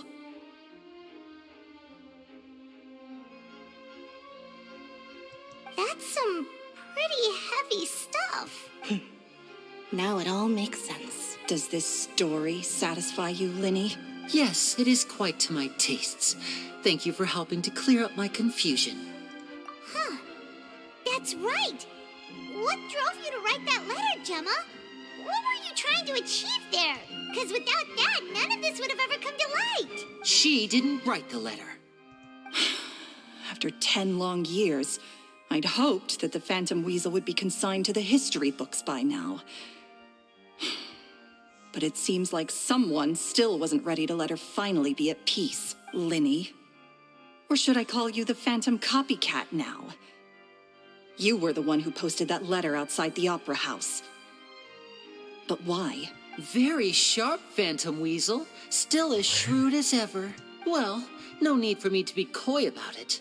Our goal was to clear Caesar's name. The most straightforward way to change the public's impression of Caesar was to force the Weasel to show themselves.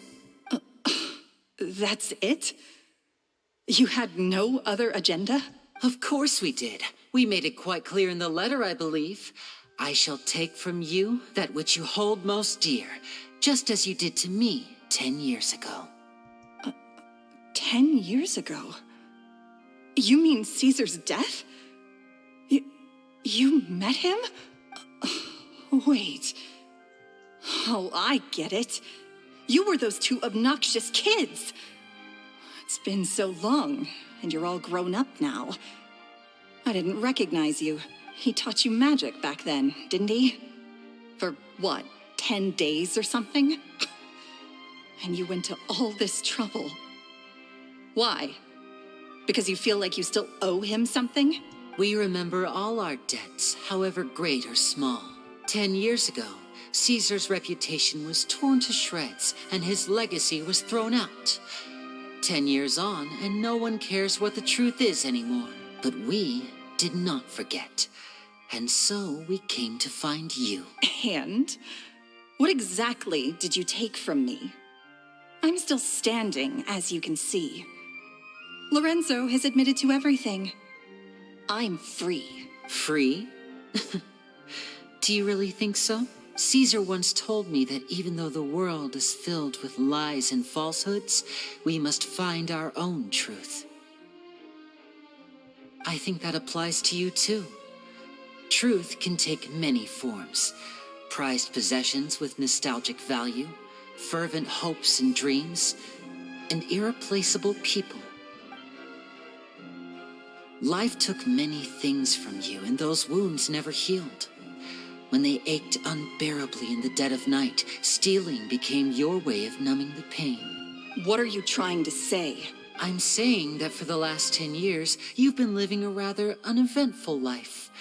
Perhaps that's because you found something other than a life of crime to fill the hole? Back to Lorenzo for a second. He murdered his own master, played along with your act, and took pains to make sure any suspicion would be directed towards him.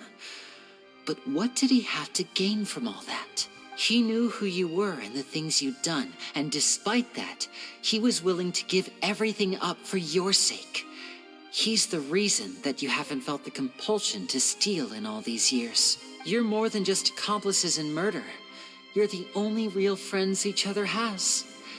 So I think you know, deep down, that he is the only truth you have in your life. But that truth is gone now. And I guarantee you, you'll never see it again. Congratulations on your freedom, Gemma.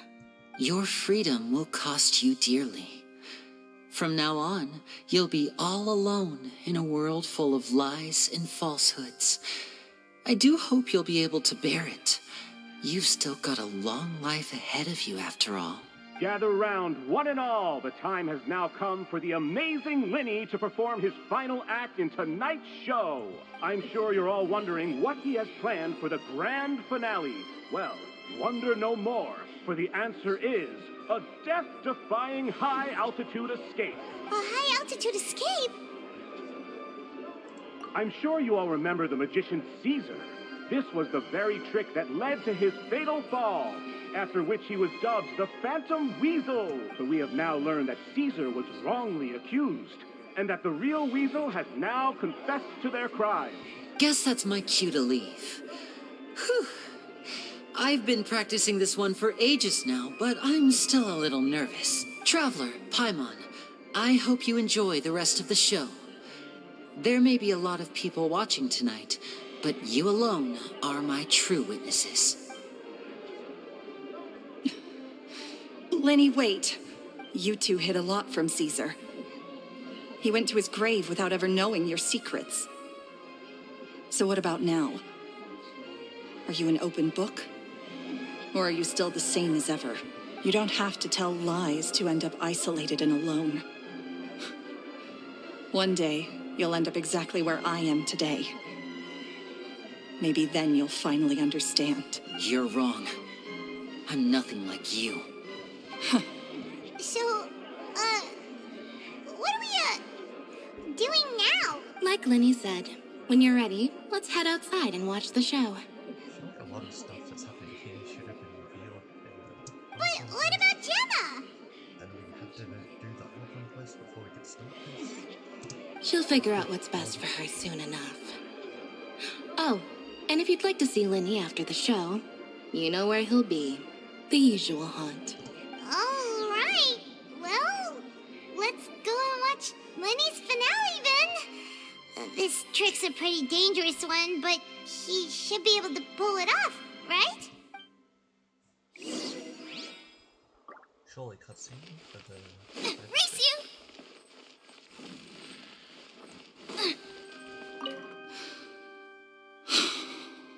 What is my truth? Sometimes I think I'm like a gambling addict. All I care about is winning, and it doesn't matter what's at stake. By the time I come to my senses, I'm left with nothing. Oh, if I had my time again. Magicians are not like thieves. Thieves only tear things apart. But good-hearted magicians, they put things back together.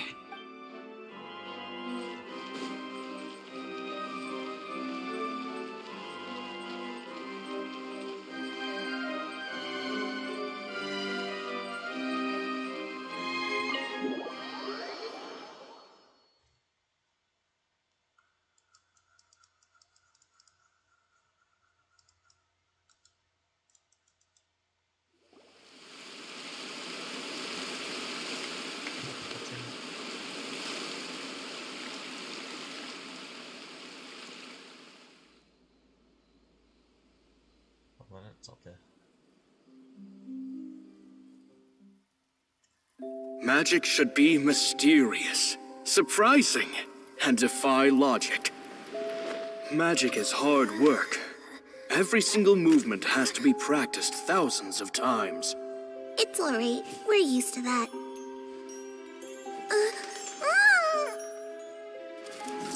We're sorry.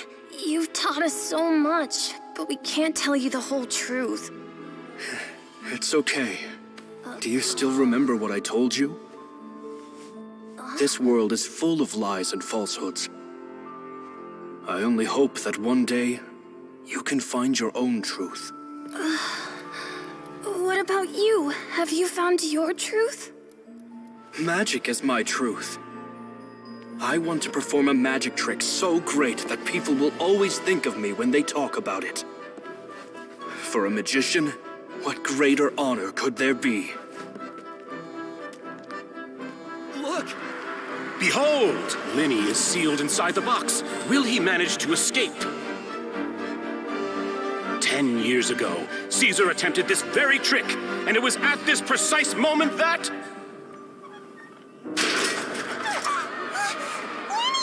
Watch out!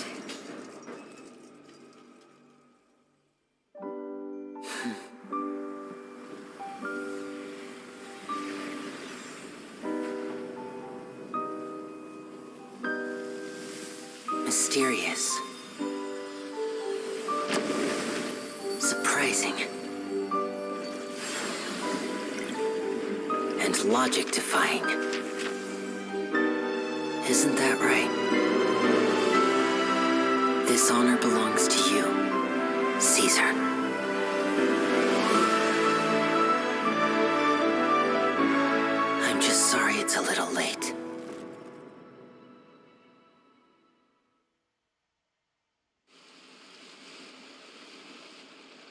Did you see that? 1 minute he was falling, and the next, he turned into flowers. How could he possibly have done that? How mysterious. I didn't blink once. He just vanished right in front of my eyes. What a heart-stopping magic show. This was really worth the trip. Caesar's name has finally been cleared, and Fontaine's new star magician Lyney has fulfilled a wish on his behalf. Oh, I couldn't ask for a better grand finale. It will make a great headline for the Steambird tomorrow, even if I do say so myself. Whew. Looks like everyone really loved Lyney's grand finale.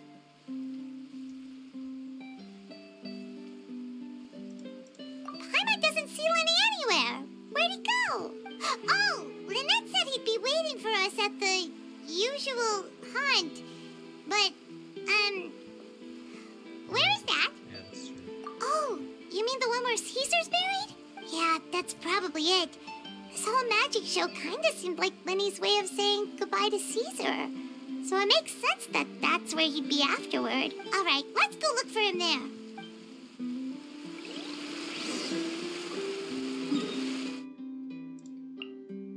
Lynette will be there, right? I think.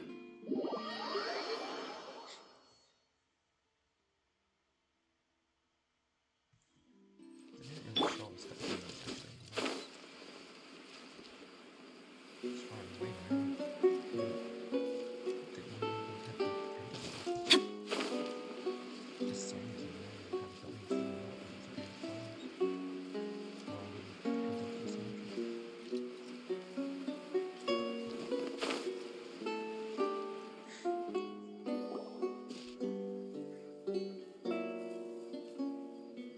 Lyney!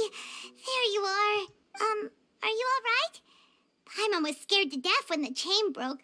Paimon was sure something had gone horribly wrong. Magic is a performance art. A magician has to get creative to keep the audience on tenterhooks. That's our job. So I tweaked Caesar's original setup a little to keep it fresh. I was honestly a little nervous during the live performance. The thought of falling, suddenly feeling weightless, seeing the sky and the ground spinning and spinning. Sometimes, I can't help but wonder what Caesar thought in those final moments. Did he regret taking Gemma and Lorenzo on? Or did he believe that it was his own slip-up right until the end? You know, Paimon's been wanting to ask you about something ever since we were in Caesar's workshop. You learned magic from Caesar once, didn't you? When was that? After I joined the House of the Hearth. To be honest, Lynette and I had an agenda when we approached him. I told you about my past before, remember? As a young boy, I survived by secretly learning magic from street performers. I'd watch their tricks and try to figure out how they were done. So that's before. But I quickly realized that observation alone could only get me so far. What I saw was the polished final performance, but the rigorous training they put in behind the scenes remained invisible to me. I needed to learn how to improve my sleight of hand, hone my misdirection skills, and make niftier props. We were gifted enough that we'd made some progress by ourselves, but without proper guidance from a professional magician, we quickly plateaued. So that's why you sought Caesar out? Yes, we figured there was no harm in asking, but it took us by surprise that he was so willing to teach us. In all, we only spent 10 short days together, but he was very good to us. By contrast, we hid so many things from him. For instance, when he asked why I wanted to learn magic, I answered, "It's my passion."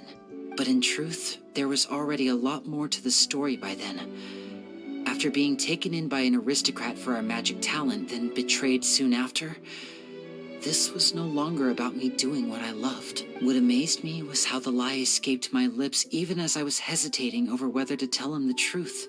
Trust is a beautiful thing. Sadly, I'd forgotten how to trust by then. Lyney. Still worried about the way I feel? You really are a gentle soul, aren't you? But don't worry, I'm used to it now. From the mansions of the elite to the House of the Hearth, lies and selfishness have followed me and Lynette everywhere we go. After Caesar went on tour, we became busy with our missions. The next we heard of him was that he'd fallen to his death and was now declared to be the Phantom Weasel. That night, I remembered his smile. But as I lay there, I didn't know what to say to him. To keep secrets is to put up walls. The longer you keep them up, the less you let people in. Then, one day, you look around and realize your life is like an empty auditorium after a show, full of seats once occupied by all the people who left. But I guess that's the price we have to pay. You only realize how much someone really meant to you when you lose them completely. That's why I was so confident this would hurt Gemma. Because I felt it for myself. Yeah, cheer up, Lyney. We've had to say our fair share of goodbyes during our journey, too. But whatever happens, Paimon always believes in what tomorrow brings. Delicious food, fun toys, and the traveler by my side. Paimon just needs to focus on things like this, and all the unhappy stuff goes right out the window. You know, Traveler, doesn't that kind of make you Paimon's truth? Exactly. It's the same for me and Lynette. We are the truest thing each other has in the world, and nothing can replace that.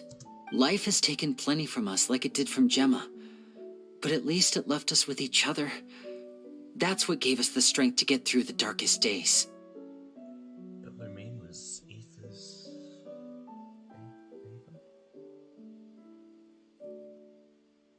Lomine was Aether's truth, and then that happened. That's why the darkness never consumed me, and why it never will. Maybe we live in the shadows too, but we remember every precious ray of light that shines through. All right, time to lighten this conversation up a little. What did you think of the show tonight?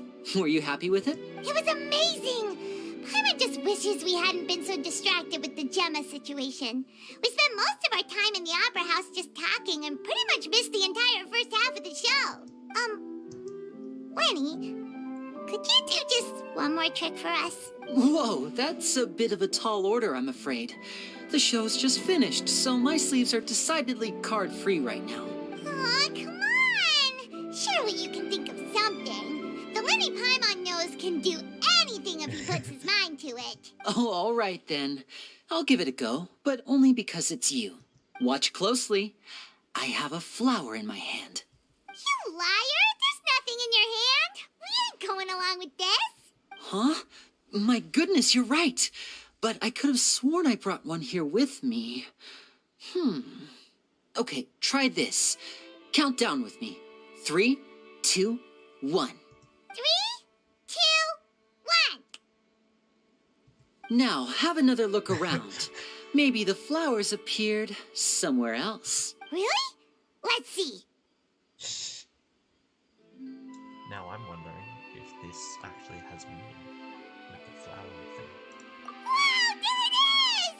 Oh, this is a different flower from the last time, right? This one's called, a rainbow rose.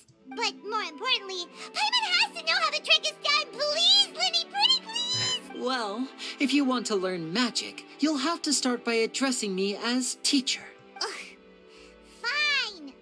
Please, teacher, please! Since you asked so nicely, I'll share one little tip with you. Namely, the student of magic cannot solely rely on others being prepared to reveal their secrets. You have to observe, think, and find the answers for yourself. Is that it? Look at the time. We shouldn't linger here too long. Thanks again for coming to see my show. I bid you both good night. I look forward to seeing you again. All right, fine. See ya. Shall we head back down too? Paimon can't wait to read The Steambird tomorrow. Paimon bets Lyney and Caesar will be plastered all over it. Let's head to the Steambird's offices tomorrow morning and see what we can find out. Okay. Start the show, finish the show. I think that people should go or just before midnight. Let's know.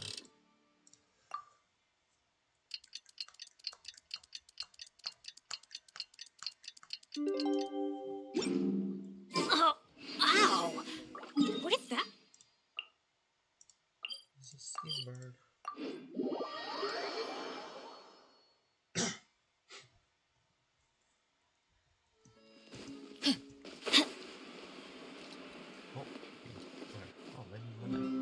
I'm very sorry, Charlotte, but my sister and I are quite busy today.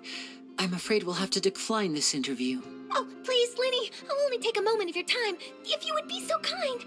Huh? What's happening here?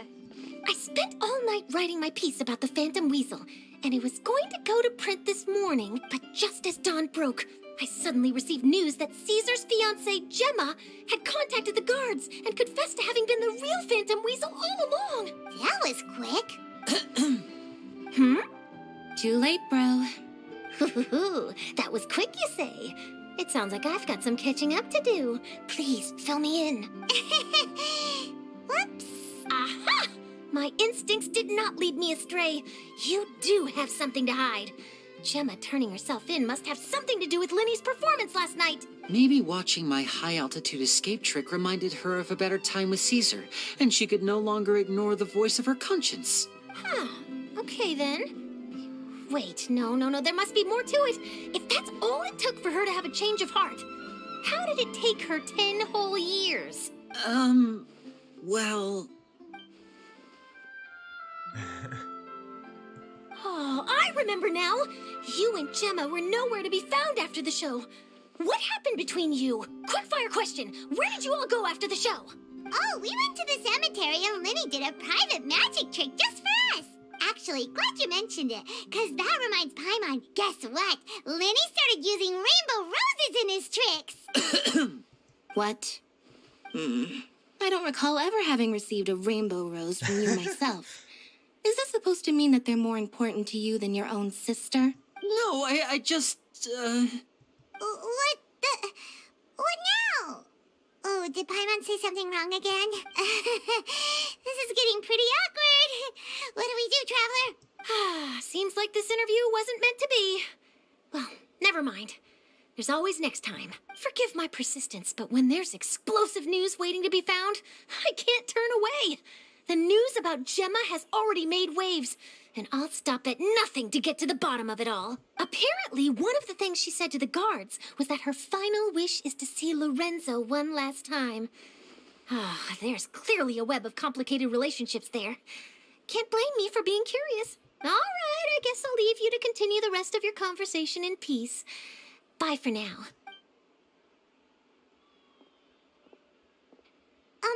Lynette? Paimon didn't mean to... Don't worry, I wasn't angry. I was just trying to distract her. Oh, really? Oh, thank goodness. You scared Paimon there. Phew. You and me both, Paimon. You and me both. At least it did the job, right? Please, take good care of that rainbow rose. I'd be really upset if you lost it.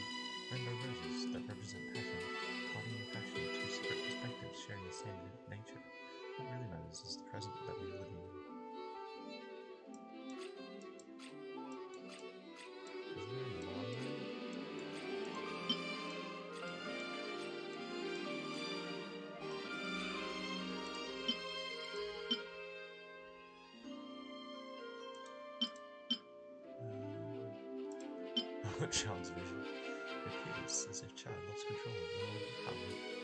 Before, the vision is lost its square now at the end of the